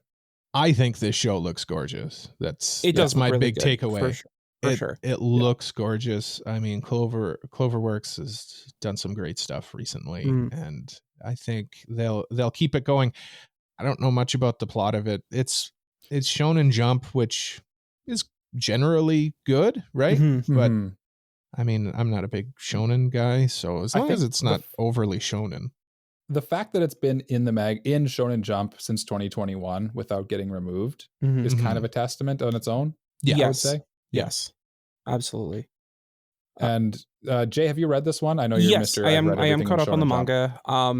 It's good. I think that a lot of what makes this show good will be accented in the anime because there is movement. Like he's called the Elusive Samurai because his whole shtick is that he's very good at avoiding. Okay. Being like elusive. He's very good at running away. Checks out. So and it seems like something that would be really like if a bad studio got this, I'd probably not even be excited at all. Yeah. But just something about Cloverworks getting kind of more of a blank canvas to just kind of go a little hog wild on. Something about that gets me excited. I wouldn't be interested in this at all if it didn't look as good as it does. And at the same time, it's the creator of this manga is Yusei Matsui, who did Assassination Classroom. So like it's a prolific manga author, and it has very similar a very similar comedic style to Assassination Classroom. So if you like Assassination Classroom, and you also like that historical action type setting, definitely check this out. Yeah. And some of my like interesting kind of facts about this one are that like it is very historical and almost biographical in a way. Like a lot of the characters, if you search these characters' names, you will get spoilers for what's going to happen in this show, apparently, because they're like actually based on real characters. Oh. So like if you search someone's name, you might find out they die, and maybe it hasn't even happened in the manga yet, sort of thing. But that's one interesting thing. The other interesting thing is it's the team, like the animation team from Cloverworks, is the same group of individuals. There's a lot of overlap with Bocchi the Rock, My Dress Up Darling, and Wonder Egg Priority. It's this guy named Umahara, and it's kind of his squad, they say. Another cool thing is that Satoru Gojo's voice actor plays what I can tell is like the sole adult mentor type role. So he basically plays like the Satoru Gojo of this show. So that will be a hit, obviously. Other than that, I think you kind of know what this one is just by like, you watch a trailer. I feel like you get a good vibe for it already. It feels like the trailer did a good job of selling it. Yeah, no, I'm big into it for sure. It's going to come out on Saturday, July 6th. And unfortunately, I also don't know where this one's coming out. It just feels like a Crunchyroll show. Yeah. But I have this weird feeling in my heart that it's going to be like a Disney Plus or like a Hulu. Yeah. Disney Plus is kind of known for taking the new Shonen Jump shows. So they got the Disney money, right? Yeah. But for now, we don't know yet. We don't know yet. And from the fact that we don't know, that is a very, very interesting sign that it might be Disney Plus. Yeah. I feel like Crunchyroll's kind of already announced all the ones they're going to announce. They have a couple more, I think, but I hope they have a couple more. They have quite a list already. They do. Yeah. Crunchyroll always has the biggest list, though. They do. They're the big name in the game, and they got Sony behind them. So, Jay, what's up next? What's up next is the show that I am the most excited for, by the creator of a show that I love, Hyoka. Comes Shoshimin: How to Become Ordinary. Just for little synopsis, the story centers on Jogoro Kobuto, who wishes to live a quiet and ordinary life after a painful experience. He and Yuki Osanai form a mutually beneficial relationship, as Yuki also wants the same thing. They start high school as classmates with a plan to spend their peaceful days as ordinary people, but unfortunately they keep getting wrapped up in mysteries and disasters as they happen one after another. So basically Hyoka, but again, is the way is the impression I'm getting off of this. But like from the trailer that I've seen, like the direction and style is so beautiful. The show looks like it has an insane budget. Mm-hmm. This is one of Jay's shows where he's like, "Cole, check this one out," and then I'm like, "I'm gonna draft this," and then Jay takes it from me. He does it. He does it to me. He does this. He does this on purpose. I never know, because like Kratos pointed out in our most recent patron thing, Jay's always scheming, and sometimes I'm like, is he scheming to get me to take something he doesn't want to take? Because he's worried I'll take something he does want to take when he recommends something, or is he actually like recommending it, or what's normally when I recommend a show to you scheme? guys, it's just like because I want you guys to see a show. Because you're a good friend, and just because I'm a good friend. It has nothing to do with the podcast. That's what he would say, Mike. That's what he would say. You're putting so much thought into something that's not even there. But this show, Shoshimin series, looks very, very good. I love Hyoka, and I feel like that's the show that this is closest to. Yeah. The interesting thing about this, though, is that it's adapting 2 novels. And it's like it's still related? An ongoing story, but only 2 volumes have been written. So I'm curious if it's going to leave off on the same note that Hyoka did, where it's like, and then there's more. Yeah, there's never any more. There's never any more. What if this is actually a sequel to Hyoka? I would actually like lose my mind. He'd lose it. He'd go crazy. Yeah. Turns out like the teacher in the show is Araki from Hyoka. My God. I didn't realize when you were originally telling me about this show how much of a mystery it actually is. Mm-hmm. It's like a pure mystery, and that's more interesting to me, to be honest with you. Yeah, it's less of a slice of life and more like an actual just like mystery set in high school. Yeah. I was expecting it to be like a slice of life romance, just because I haven't seen Hyoka, and that's what I expected Hyoka to be as well. And I was just kind of surprised by how mysterious it seems and kind of what's going on. Yeah. So like for those of you that haven't seen Hyoka, I said it's like Hyoka, and I guess it's not as popular as I want it to be. Basically the main thing of the show is every arc has a girl going up to our main lead guy being like, I'm curious about something, and that kind of sets up the mystery that the gang has to solve, and normally it's the main guy that solves it. Isn't that kind of similar to Bunny Girl Senpai? Isn't that basically what that is too? Bunny Girl Senpai is a lot more revolving around the characters and their own maturity, I guess. Okay. Different themes. Yeah. So it's like Scooby-Doo. Yeah, it's basically Scooby-Doo. Scooby-Doo, but more less supernatural.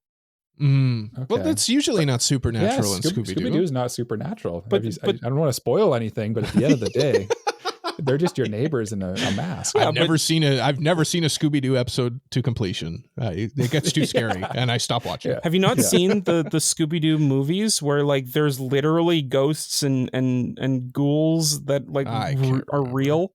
I can't remember. But also like I'm making a yuck. There's no like ghosts or anything in that. It's just like they're solving obscure mysteries that just happen around them. I do see the studio as the same one that did Undead Murder Girl Farce. Yes. Undead Murder Girl Farce from a couple seasons ago. And I honestly, that's a positive thing. I thought that show was actually kind of underrated for the time. I think that's where this show is going to be. It's going to be a bit of an underrated gem. That's what it feels like. But like just from the trailer, it looks fantastic.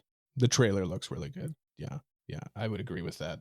And this show is airing on July 7th on Crunchyroll, so you can watch it there if you want to check it out. Nice. This is the show.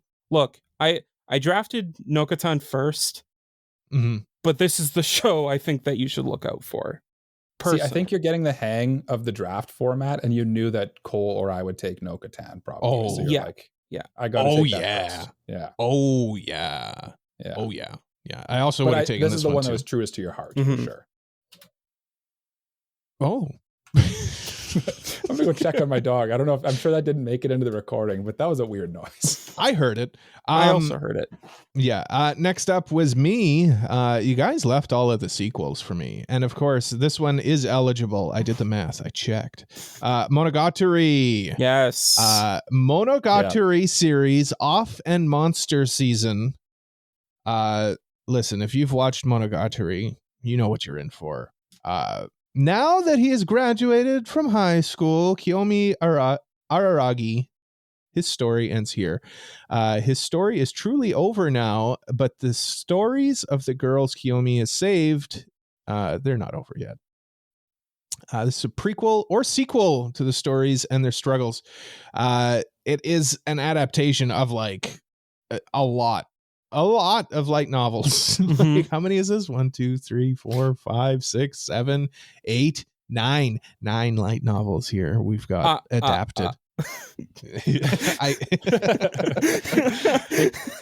What it really feels like to me is like the last season of Ranking of Kings, where they just like, or like Horimi A Piece, where like they just adapted a bunch of random bits they left out from to other finish stuff. the story. So Off and Monster Yeah. season were novels that were written after the final season. Okay. Mm. Yeah. So just yeah. To wrap everything up nicely. This should be the end, right? Well, the Jay, novels are still being written. After this comes Okay. family season. Okay. There we go. Then it's there not. we go. Yeah. I mean, what I do know as a fact is that this is Studio Shaft, Mhm. You do S know tier that. studio. You know them, you love them. I mean, what do we got here? We've got March Comes In Like a Lion. Mm-hmm. That's it. Need I say more? Mm-hmm. Continue on. Yeah, You keep do. going. Well, now that I'm being put on the spot. Look, It's like it's Ellen on the show. Akiyuki Shinbo. Madoka Magica. He's back. Madoka Magica, March Comes In Like a Lion, like I said. See, now I'm They're an S tier studio, Cole. You should know them. Yeah, My- they're your I do favorite know studio. them. I do know them, and they are my favorite studio. I just when I get put on the spot like this, I have trouble remembering. Okay, I'm gifted in other ways. Nisekoi. Yeah, like they just always do great stuff. Pretty and like Boy Jay was Detective alluding, Yeah. Really? Oh, that's a good show. I thought Not it was the best. fine. But as Jay was alluding to, this is Akiyuki Shinbo again. He's back, baby. He's back. He's back to do Monogatari. I can't wait for more head tilts. I can't wait for just crazy zany stuff. I sent you guys a trailer like a couple weeks ago or a couple days ago on Instagram, and then I sent you a picture of Akiyuki Shinbo smoking. Just being like, and the intent of that was, it's him. He's back. He's back, baby. He's back. He's back, baby. There you go. One thing I do just want to point out that does sadden me. Brings me great sadness. The OP. Yeah. Mhm. Ladies and gentlemen. Moment of silence. Moment of silence for your classic Monogatari OP, which is usually sung by a character, usually the lead heroine Or voice of actors, whichever arc it Arc, is. yeah. This time, it's not. It's not. Yaoisobi's doing the OP for this one, though. So, I mean, it's in good hands, like in terms of modern OP singers, Mm-hmm. they're kind of the pinnacle of it at this point right now. So I feel like that's just to spite you, Cole, as like the Yoasobi hater of the podcast. I literally just said nice things about Yoasobi. I know, but you've also You know said what? Mask negative off. things about I hate them. him. I hate There him. you go. See, we unleashed There him. we go. Yeah. If I I bet- ever see him. You know what? I bet the Yeah. OP visually is going to be immaculate. I bet you it will be. Oh, I bet. I Audio will wise put as well too. I will put money down on it. Yeah. I mean, if you've never seen Monogatari, what are you doing? What are you doing? It's tough to compare to other stuff, though. Like of course, Yeah. Bunny Girl Senpai would be the main comparison. But I mean, kind of like I say to Jay, Bunny Girl Senpai is just watered down Monogatari. And To be fair, with this one too, like I don't know if there's much point in comparing it to other things, because to watch this, you have to watch like 100 other episodes just to Yeah. get to this point. And right? Monogatari can only be compared to itself. Yeah, and the thing about Monogatari as well is a lot of the episodes that you need to watch to catch up aren't available anywhere legally. Yeah. So you're just kind of screwed if you want to legally catch up to this show. Yeah. Yeah. Like the movies. Yeah. Yeah. You gotta do some Buy the sailing to Blu-rays watch and the import movies. them. Yeah. Mm-hmm. The last iteration came out in 2019, so this is just barely making the cut. You just barely did it, Cole. Yeah. Technically, he's right. Yes. I am. You got in on a technicality. Yeah. It's my favorite kind of right. And this will be starting on July 6th. This hurts, though. We don't know where it's airing. We don't No, know Crunchyroll where has it's it. airing. Yeah. Did they announce it? Yep. Oh, then they announced it literally after I put this in, because this wasn't listed on their. I see it now on their Annie list. It wasn't on there when I was doing my looking stuff up. As Crunchyroll puts it, Studio Shaft returns with more Monogatari, bringing new mysteries, twists, and unforgettable moments. Well, There you then go. I can remove the question mark from my notes. Wonderful. Wonderful. I did have Crunchyroll question mark, but now that we know where it is, oh baby. Also, Kanahana's always back too. I mean, we all knew that. The premiere episode's going to be like an hour long. That's fine. Interesting. That's fine by me. Fine by That's me. a good thing. That's a good thing. It's a good thing. I am happy. I am a happy boy. Yeah. We're getting an hour of let's- Monogatari on the 6th. Come on, Cole. Yeah, no, we are happy, aren't we? Aren't know. we? We're happy, Mike. We're happy, Okay. Mike. Yes. You know what I'm Okay. happy for? What are you happy It's for? my next show. My next show Your I'm next excited show? for. What's Yeah. that? Go ahead. What show is that? I have Atri, My Dear Moments. Yes. And I think this is going to be the sleeper of the season because it looks very interesting. So this one is based on a visual novel. Mm-hmm. And the visual novel, I checked it out on Steam, 10 out of 10, unanimously, overwhelmingly positive, this visual novel. How many reviews? 800 something. Oh my God. That's right. Mm-hmm. That's right. Came out in June 2020. It's available on PC, Switch, Android, and iOS. The Okay. manga that was adapted from that came out like a couple months later, and it's only got an 83 out of 100, 8.3. Also pretty good. Here's what it's about, though. It's by Studio Troika. Mm-hmm. They have they've done some stuff. Bloom Into You is one of the running themes you're going to see running with this one, and they've also done Idolish 7, Lord El Malloy, Overtake, Recreators. I know Jay was a fan of that one. I think genres of drama, romance, and sci-fi in that order. We've got tags of robots, heterosexual, male protagonist, environmental, dystopian, post-apocalyptic, disability, and cyberpunk. And of course, AI and robots kind of go hand in hand. Here is the synopsis of it. In the near future, a sudden and unexplained sea rise has left much of human civilization underwater. A boy who lost his mother and one of his legs in an accident some years earlier returns disillusioned from the harsh life in the big city to find his old countryside home half swallowed by the sea. Left without a family, all he has to his name is the ship and submarine left to him by his grandmother, an oceanologist, and her debts. His only hope to restore the dreams for the future that he has lost is to take up an opportunity presented to him by the suspicious debt collector named Catherine. So they set sail and search the sunken ruins of his grandmother's laboratory in order to find treasure rumor says she left there. But what they find waiting is not riches or jewels. It's a strange girl laying asleep in a coffin at the bottom of the sea. Atri. Atri is a robot. Ooh. But her appearance and her wealth of emotions would fool anyone into thinking she's a living, breathing human being. In gratitude for being salvaged, she makes a declaration to Natsuki. And that's that she's going to be his leg, which is one of the weird things that she keeps saying in this. Because he's missing part missing of his a leg. Yeah. But it's just like, I'm going to be your leg is kind of just a weird thing to see. Again, questionable, but still reputable studio. Mm-hmm. Very beloved source material. getting strong, like what's the visual novel thing that does like Clannad and stuff like that? Air? Is that the one?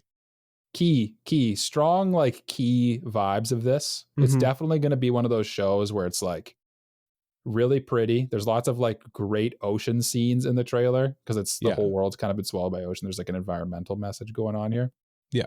And I can pretty much tell you you're going to probably have a bit of a heartbreak in this one. It just feels somber and sad. This feels to me like a post-apocalyptic Plastic Memories. That I saw that comparison get thrown around quite a bit. Plastic Memories, yeah. And I mean, if you know anything about Plastic Memories, doesn't end the most positively. So, yeah, I don't know anything about it, but that makes sense. Yeah, just based on what we see here, it looks like one of those shows that's just setting you up for heartbreak a little bit, and it's gonna be sweet. It's gonna be this is heavy in the feels for sure, and it looks like a show that's very thoughtful too. And that's something I seek out, and it's sort of an original concept here too. Yeah, I'm excited for it. And the show looks gorgeous, like just from the trailers. Those people at Troika really do know how to make a good looking show. Yeah. I get Vivi vibes from this one for sure. Yep. In terms of like the visual aspects of it, like it's very it's super pretty. It's The interesting difference from like a Vivi though, because I kind of got that vibe too, just because Robot Girl, obviously, right? Vivi's still very like monotone, whereas like the main girl in this show is super expressive, even though she's a robot, which is kind of a little weird. But I think it'll be actually a good thing because she's not as obviously a robot. It's kind of like Sing a Bit of Harmony then, right? A little bit, yeah. Like the robot is very expressive. Outgoing. Yeah. Yeah. Also, she was at the bottom of the ocean. What was she doing down there? What was she doing down there, Jay? Yeah. Being the One Piece, aka Treasure. Oh, okay. Oh, okay. Yeah. What if she's the One Piece? What if she is the One Piece? What if I am Oda and I predicted anyway, yeah. Looks like Genki cute robot girl meets sad, kind of grumpy protagonist guy who's kind of had a bad go at it. And I'm assuming she teaches him to learn to appreciate life and love. And to kith. And then probably heartbreak at the end. But we'll see. We'll see. Where's it airing? Comes out on Crunchyroll, and it comes out on Saturday, July 13th. Oh, middle of July, eh? Yep. We'll be at Icon. We'll be at Icon. We will. We'll watch the first episode at Icon. Yeah. Jay, what's next? Well, you know what? What? I just asked. Last time I was in Another World, they kicked me out. No, I'm no longer allowed in Another World. That's fair, honestly. I would kick you out too. Yeah, okay, that's good to know. What's your show? Yeah, what's your show? You're doing? So with that being said, my next show is called No Longer Allowed in Another World. Oh. It was a pun, Cole. Oh, what fools we were. That Michael. was my segue, gentlemen. Oh, okay. So what's this show about? So this show, I read a little bit of the manga. Jay. So instead of reading the synopsis, I'll kind of explain a little bit of the plot in my own words. Okay. So basically, this is a story starring all about how my life got flip turned upside down. See, this is why I always read the synopsis, because then you're like, oh, how do I? No. This is a story about Osamu Dazai, like the prolific author Osamu Dazai, as he's about to do the thing that he's famous for that I can't say on YouTube. But he gets isekai'd by the isekaiing truck coon, and like legitimately they like say that it's the isekaiing or like the world transferring truck or whatever. Okay. And he's supposed to save the world and be the hero. As you know, isekai. Yeah. But he doesn't want to do that. Right. He wants to do Osamu Dazai things. Right. So this is a very, very comedic story about Osamu Dazai not wanting to be the hero, but he has to anyway. Yeah. Man, I get it.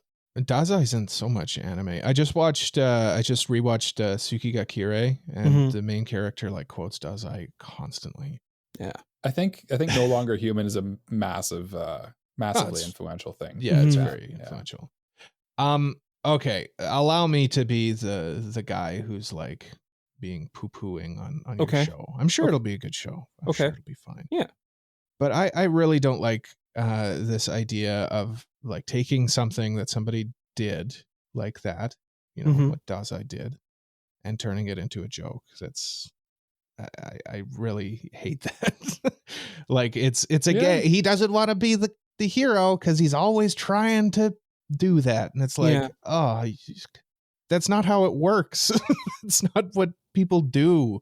It is kind of a weird thing that they've done with Dazai, to be honest. Yeah. I kind of agree with that take a little bit. And Like it's probably I'm making more of like a social observation. Yep. Like the show is the show, and the show will be whatever it is. But that's just I just wanted to clear my conscience of that. It's a weird thing that. Well, how do you expect me to follow up on that? It's a terrible show. Nobody watch it, and we're moving on. No, it's a valid thing to bring up, but like I think that this one's it's going to be comedic enough that you don't think. Yeah. Like it's going to be like Looney Tunes, how Roadrunner's running into making Wile E. Coyote kill himself constantly. That's kind of the vibe I got from reading the manga. Like, I didn't. It never really made me think like, oh man, they're comedifying. No, it's something I'm just sensitive to. Yeah. That's all. Yeah. Mm-hmm. But it gives off like Isekai Oji-san vibes, and I think that's the thing it's going to be compared to. It's written by the same author of Love After World Domination. Oh, so like it's going to have it kind of has that same comedic vibe to it. Mm-hmm. Yeah. And also it does have the female harem tag as well. So I was just about to say sprinkle a romance in there too. Yeah. Sprinkle a romance or 9. Yeah. Who's doing this show? This is by Studio. If I can pull up my notes here, Atelier Pont Dark.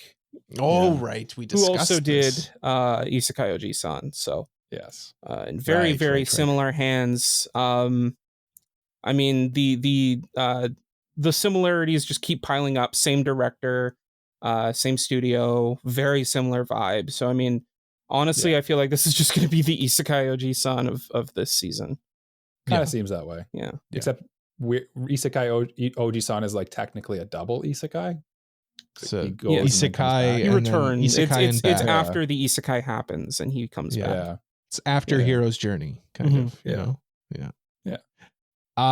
Jay, where is this airing? When is this airing? This show is airing on Crunchyroll starting July 9th.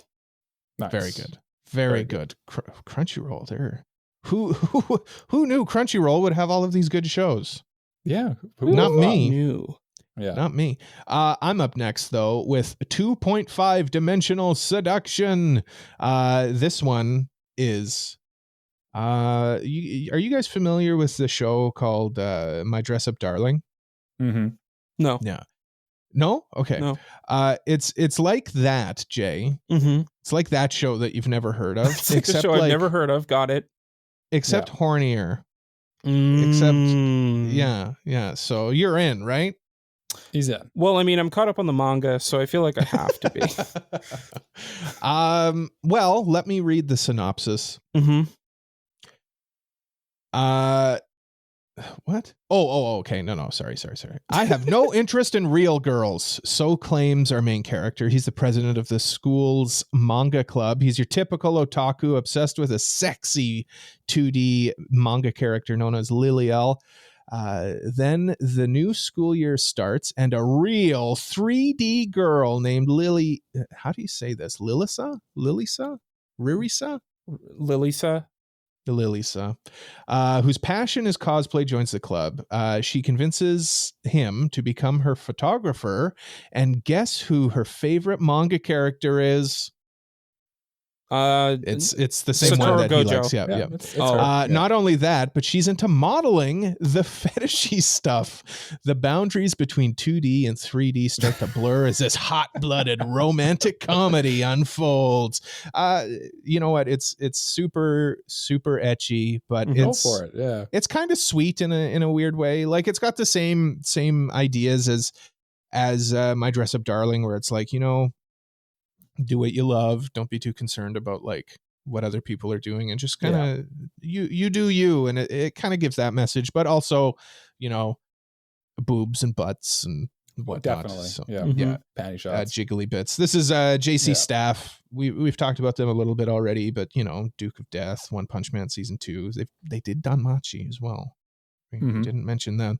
Mhm. It's based on a manga, as Jay mentioned. He's current on. I'm not quite current, but close to. I think I recommended this manga to you, Cole. You did recommend it to me, and I had a good time reading this one.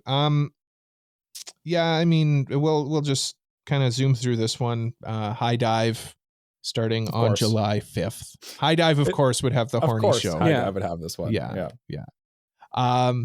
Yeah. So Love what you do out of that. I'll be checking this one out for sure. I mean, it's I wouldn't say it's like doing anything incredible, but it should be a good time. It's a summery anime. Mhm. Yeah. I feel I'd like it's say. really, summer is a good way to put it. And I feel like your summary of it being My Dress Up Darling, but hornier, it just feels like they took like Dress Up Darling's like primarily romance with ecchi. This feels like Yeah. ecchi with romance. Yeah. They reversed it. They're mixing up the quantities in the recipe a little And bit. where My Dress Up Darling is clearly like a specific couple, this one's more of a harem. Yeah, a little bit more of a harem. Yeah. Yeah. I'm looking forward to this one, to be honest. Mike, you're up next. Yep. Okay, my next one is one I'm I got a lot more excited for as I did my research for. I have Narenare, Cheer for You, it's called. Mm-hmm.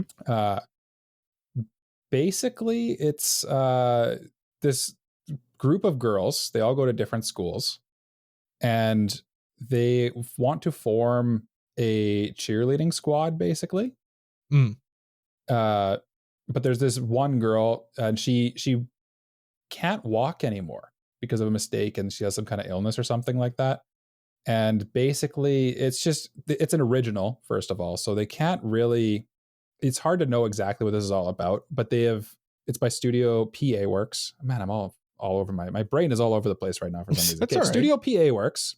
Genres are sports. We've got tags of teen cast, cheerleading, parkour, not one you see very often, and disability. And if you look at some of the teaser trailers and stuff like that for this, you'll notice that one of the characters is in like a wheelchair, which is kind of an interesting thing for a sports anime. And it deals on its surface, this looks like your very cute, bubbly, just basically Love Live or any of those shows. Mm-hmm. But there's a bit more drama to it that I don't think is being addressed here in like the synopsis and stuff like that. And I think there'll be some interesting things coming out of this one for sure. Yeah. I could see the comparison between this and one that's airing, I guess aired last season, Jellyfish Can't Swim at Night. Mm-hmm. Kind of similar, like these girls are working towards something, but they have like some drama happening as well. Yeah. Mm-hmm. I could see that. Yeah. When I drafted it, I kind of said like, it just feels like these shows where a group of girls set out to form like a group and do something cool just seem to be hitting right now. And this kind of feels like the next one to me. It looks flippin' gorgeous too. Like the colors are so vibrant. It just pops.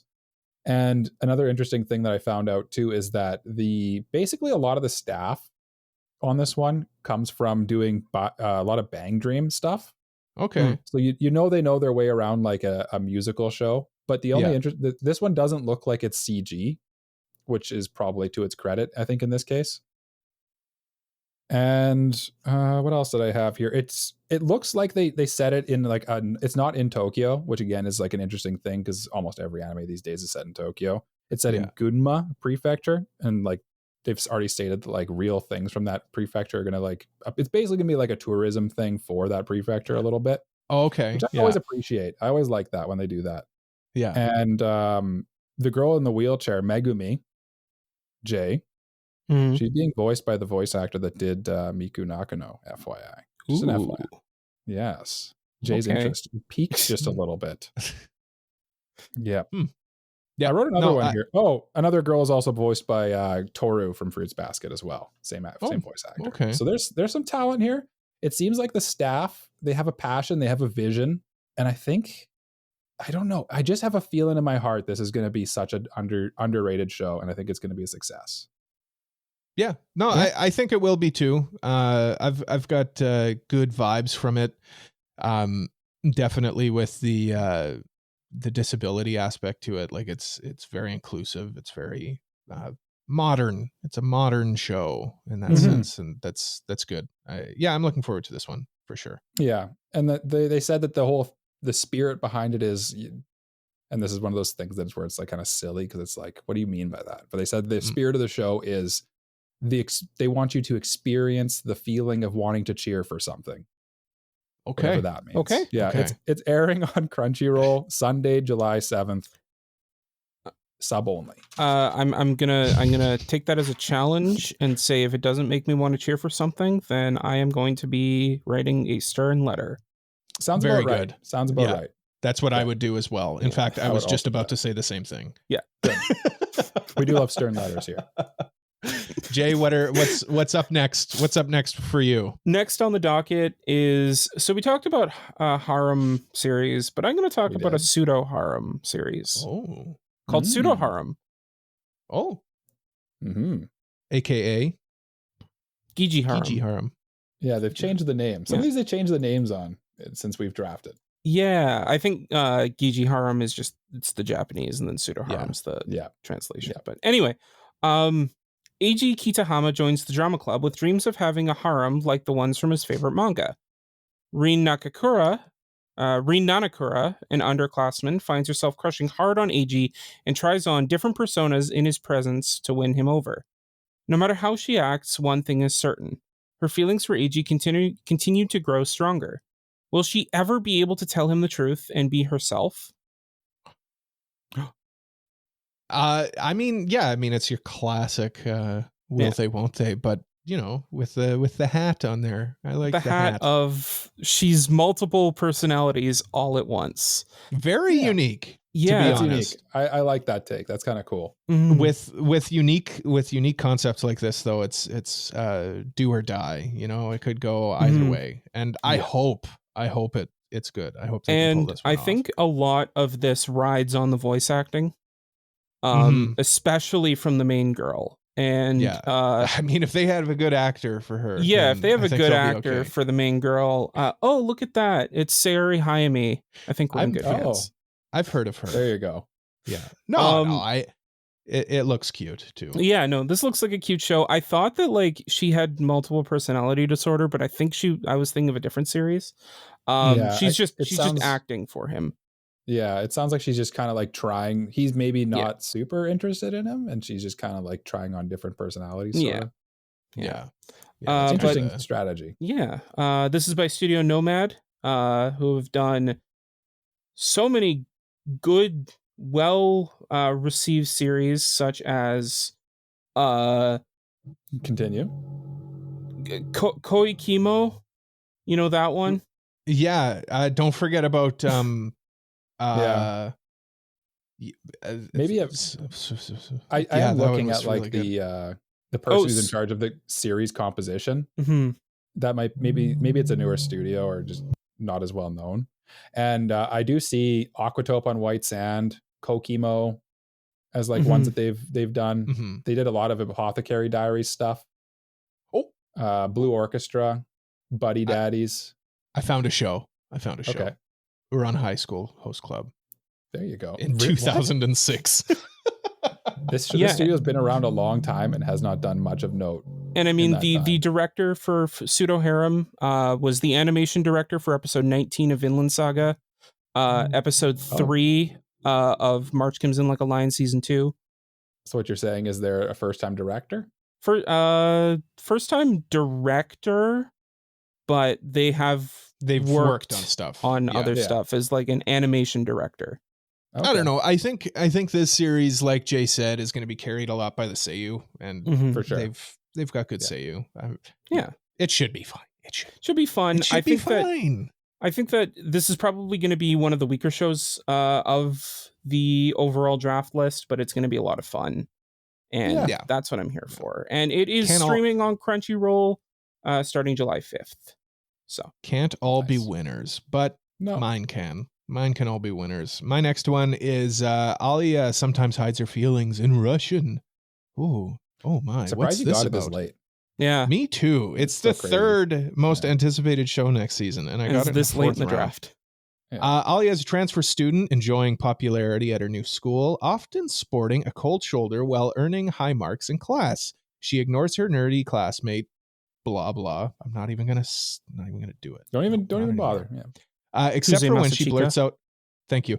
Except for when she blurts out flirtatious lines to him in Russian. Little does she know he understands Russian, though he pretends not to. Let's see where this wacky love story takes them. I read the manga for this one. It's good. It's a lot of fun. It's a classic, comedy, romance, slice of life. Tags would be heterosexual, school, primarily teenage cast, standard stuff. Nothing too crazy. You get Kaguya-sama vibes. I noted it's kind of Origairu-ish, Jay. Yeah. A little bit with the I don't know, the dynamics of people. Origairu is definitely a much more like mature story, I would say, but I get those kind of vibes. You might be interested if story. Yeah, you might be interested if you like A, you might like B. That's kind of what I'm saying. I think if you like the like rom-com light novel adaptation, you're gonna like this. Yeah. One thing I did make a note of, this is a light novel adaptation, by the way, I should say, from Doga Kobo. I did it. Doga Kobo, who has done prolific series like Oshi No Ko, Jellyfish Can't Swim in the Night. And they're a Shikimori is good not just a studio. cutie. Yeah. Rip. Yeah. Yeah. I made a note here. I said, the lead actress's Russian sounds good. Interesting that I made that note. The lead actress is fluent in Russian, Well, and there she you go. loves Soviet culture, which she became interested in after hearing the state anthem of the USSR in her first year in high school. In April 2010, she entered the Facility of Foreign Studies at Sofia University, where she majored in Russian language. That's really cool. That's that's really cool. Yeah. She was able to do something that she was passionate about, Russian culture and Russian language, and she was able to apply that now in this position she's landed as a seiyuu in this show. That's so cool. That's That's really awesome. cool. Yeah. She also voiced like Nagatoro and Shaltir, Bloodfall, and stuff like that. So like, it's not like she's some random chick who likes Yeah. Russian they found off the street either. Mhm. She's Yeah, clearly like a she's accomplished an seiyuu. established Yeah. seiyuu who was able to Yeah. take this the That's passion cool. that she had. Yeah. Yeah. The manga is really, really sweet. Like it's cute and stuff. Mhm. Visually, it looks good as well. I will say it looks clean, looks crisp. Nothing. The reason why this one fell for me, at least, is like this is just not my type of show. Yeah. And it just feels like I've seen similar shows to this so often. Like every season there's a show like this, but this Mhm. one does Yes. have the unique twist of her being Russian, basically. Right. Yeah. And it's interesting. So I think it'll be exactly what people think it is, honestly, is what I would say. Yeah. Yeah, it's not going to blow anybody over or anything like that. Yeah. I do legitimately understand why this slipped. We're trying to show people like shows that are unique Mhm. and interesting, where this Mhm. one is kind of a dime a dozen. But it's another summer show. It's another Yeah. show. Yeah, that's a good way to put Summer it. seems to be the romance season in Japan, it seems. So Which is weird because you'd think it's spring. you'd think. but You'd think. what do we know? Yeah. This one's going to be on Crunchyroll starting July 3rd, the day before Independence Day. So the final day where No longer the US independent is yet. not independent yet. Yeah. Yeah. Jay. It's also getting a dub, by the way. No, I'm sorry. Not Jay. Oh, it's getting a dub too? It's getting a dub. Yeah. Yeah. Oh, that's interesting. Yep. You know what else is getting a dub? What? My next show. My next show is called Why Does Nobody Remember Me in This World? ? Why? Why? Yeah. Why? Studio Be Project more number constructive 9, with your feedback. who's come up in this episode already because they're doing a show Jay talked about in the first half. Can't remember what it's called right now, but that's okay. It's the other work by the Senpai and Otokonoko. The one Cole talked about, sorry. That's the Otokonoko. studio. Yeah. Yep, they did that. They're doing that show as well. And in the past, they've also done Buta Reba. That's just the studio we're talking about. My Tiny Senpai. Yes. Love and Yeah. Anyway, you know what they are. We talked about them. I saw someone describe them as a poor man's Cloverworks, and I feel like that's kind of a pretty accurate sentiment here. Okay. Nobody is super of note on the staff or anything, but the genres we got here are action, adventure, sci-fi, and fantasy. And then tags are alternate universe, post-apocalyptic, military, seinen, and demons. So that's some interesting stuff. The source is a light novel, which is semi-well received and like 70s, mid-70s on the scores and stuff like that. Mm-hmm. The author also did God's Game We Play and Our Last Crusade or Rise of the New World. And I'll stop beating around the bush and just read the synopsis here. The era when the great race of the 5 tribes competing for, what does that word mean? Hegemony on the ground ended with the victory of mankind led by their hero Sid. However, the world suddenly overwritten in front of the boy. And in the rewritten world, he saw a scene where the humans lost the 5 tribal wars because of the absence of the hero Sid. Here, dragons and demons dominate the ground. This is not a very good synopsis at all. Basically, they win the war, and then like something happens and it all gets rewritten and nobody remembers it or him. Okay. And he's basically like going through the world trying to like save it again is kind of this vibe I get. I just kind of took it because it just seems kind of like an interesting concept, and it kind of just feels like it might be kind of fun a little bit. It's the vibe I kind of get is like SAO, but like post-apocalyptic a little bit, because it's kind of got like that weird edginess a little bit to it. Mm-hmm. It looks good. Like the animation in it is done very well. The trailer looks quite ecchi just from like a little bit of that you see, but I don't think it is. I think that they just chose like the ecchi scenes for the trailer just to sell it a little bit. And yeah, I don't know. I don't know why I took a light novel adaptation as someone who generally doesn't like the light novel adaptations, but this one I just have a weird feeling about. It seems interesting. Sometimes you just take it. And you know what? Yeah. Even if you come in last, that means you get fall first. So that is a thing too. Yeah, yep. That's true. Sometimes you got to play that insider baseball. Yeah.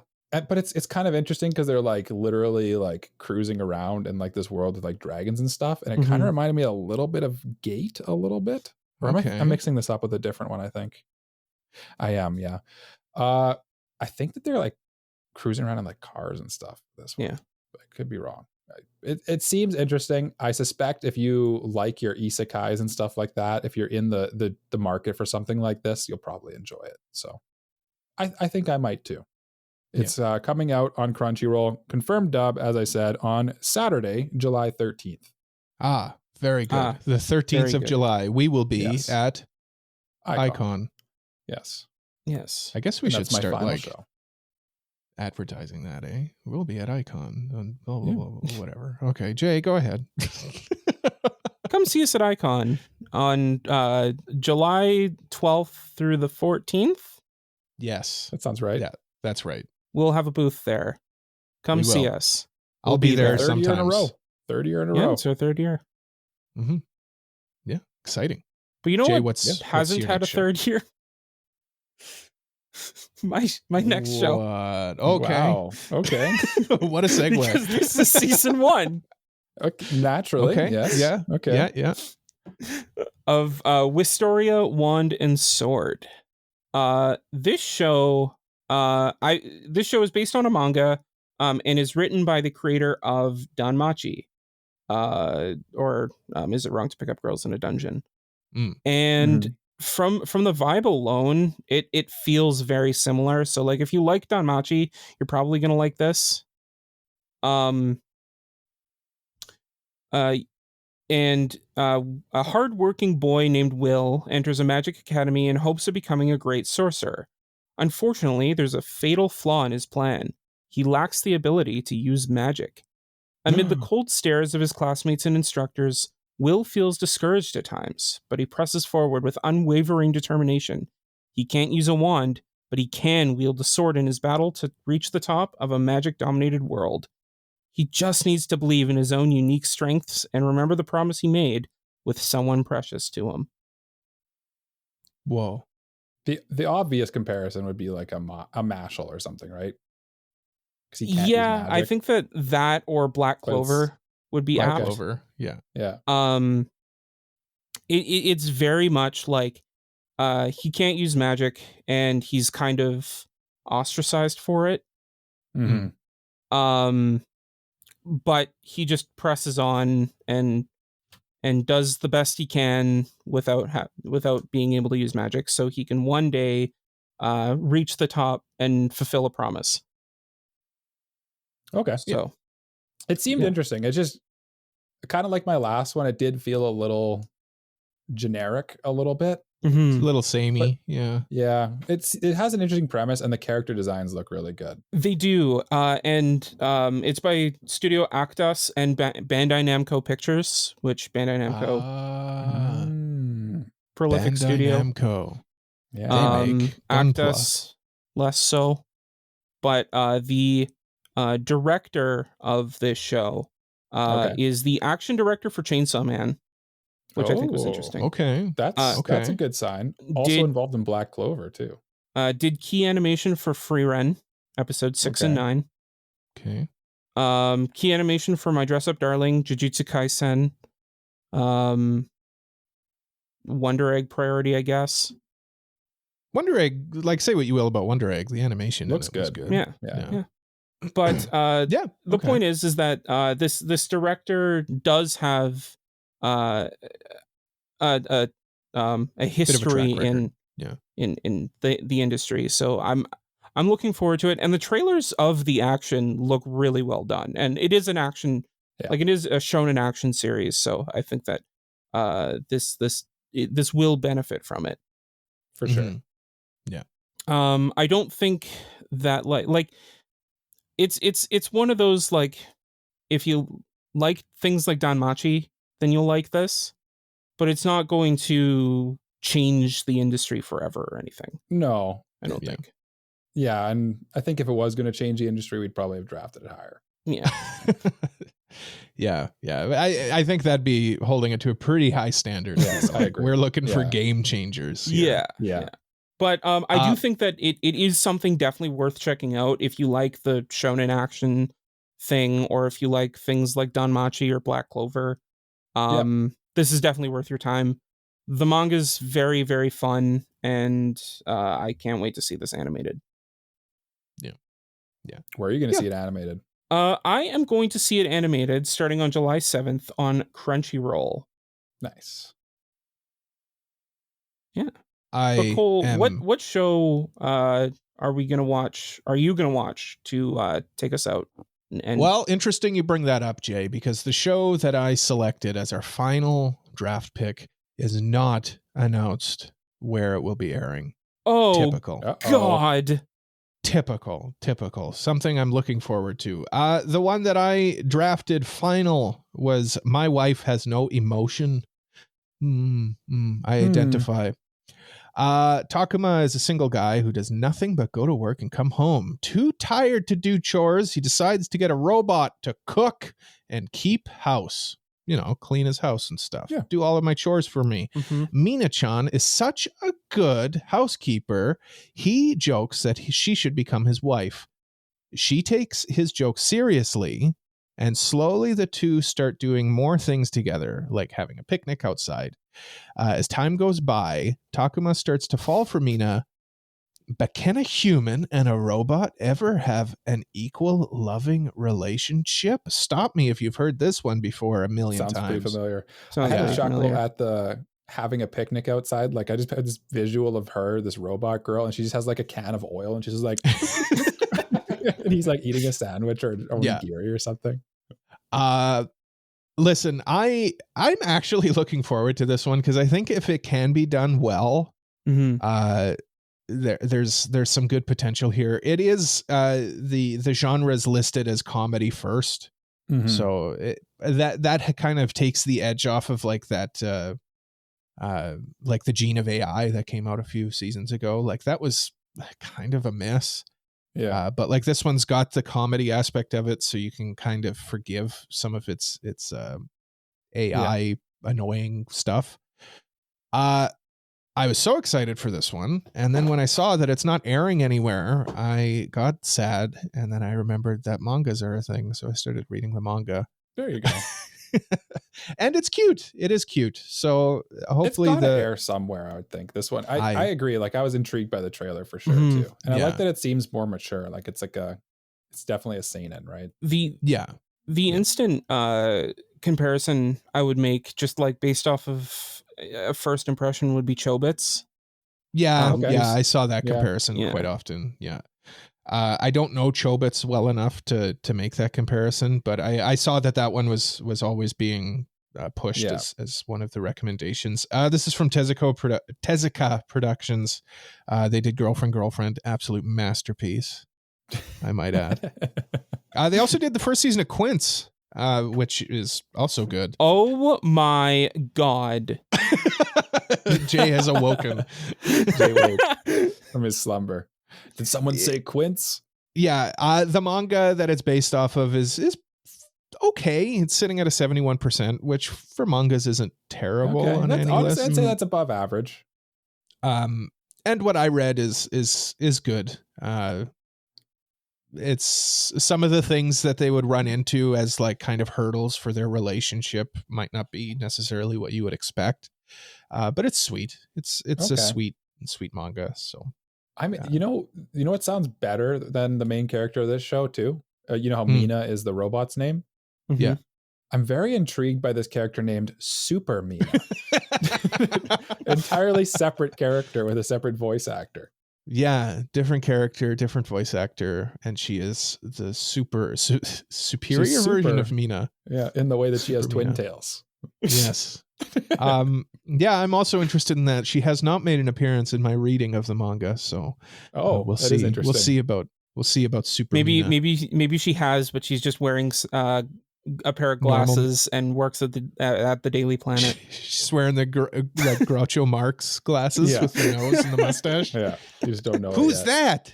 It's might me. be- It genuinely might be the same Mina, just maybe like a caricature. I think that's Well, what it is. Mina is like a model of robot. Mm, So I'm okay. thinking Super Mina is just another robot of the same model. it's the higher Okay. end Mina. I think so. I think Yeah, that's what it probably. is. It looks like she doesn't have like, the metal neck that Mina has too. So. Yeah, and then the We'll whole find thing out. is does what's his name still treasure normal Mina despite having access to Super Mina? That's true. Yeah, it has human flesh and just looks like a superior version. But we all know what'll happen. It's a tsundere. It's Super Mina to him. Whoa.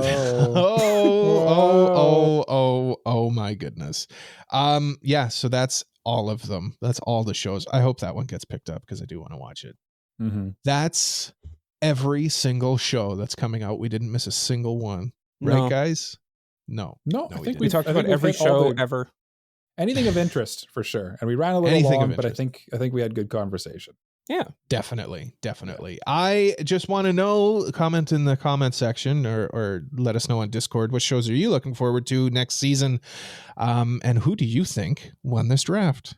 And why was it me? Because you picked the wife The most show. shows, you pick the most shows you won't be able to watch is why you won.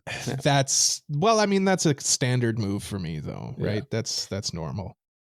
Thank you so much for listening to another episode of the AniPro podcast. If you liked it, please leave a like, subscribe, leave a review, tell a friend about us. Whatever you do, it helps out the show. If you really like us, please consider supporting us on Patreon like these wonderful people. Mr. Family Guy 36, Elijah Wood, Braindead B-Dog, Cole Needs to Watch Haikyuu or Canada is Doomed, Peach, Frama, Kratos, Just Juz, Mogmog, Free Ren's Feet, and Antonio Bustos. By supporting us on Patreon, you get access to all sorts of perks, and it really helps out the show. It does. It does help out the show. Super We're does. also on social media at AniProPod, and please join our Discord community to keep up with us and other listeners. Links to everything is down in the description or on our website, AniProPod.com. That's our Oh my website. God. Oh my goodness, indeed. Jay, it sounds like you really want to take us out of this episode. Well, as we say at the end of every episode of AniPro, bye-bye. Bye-bye. Bye-bye. Bye bye.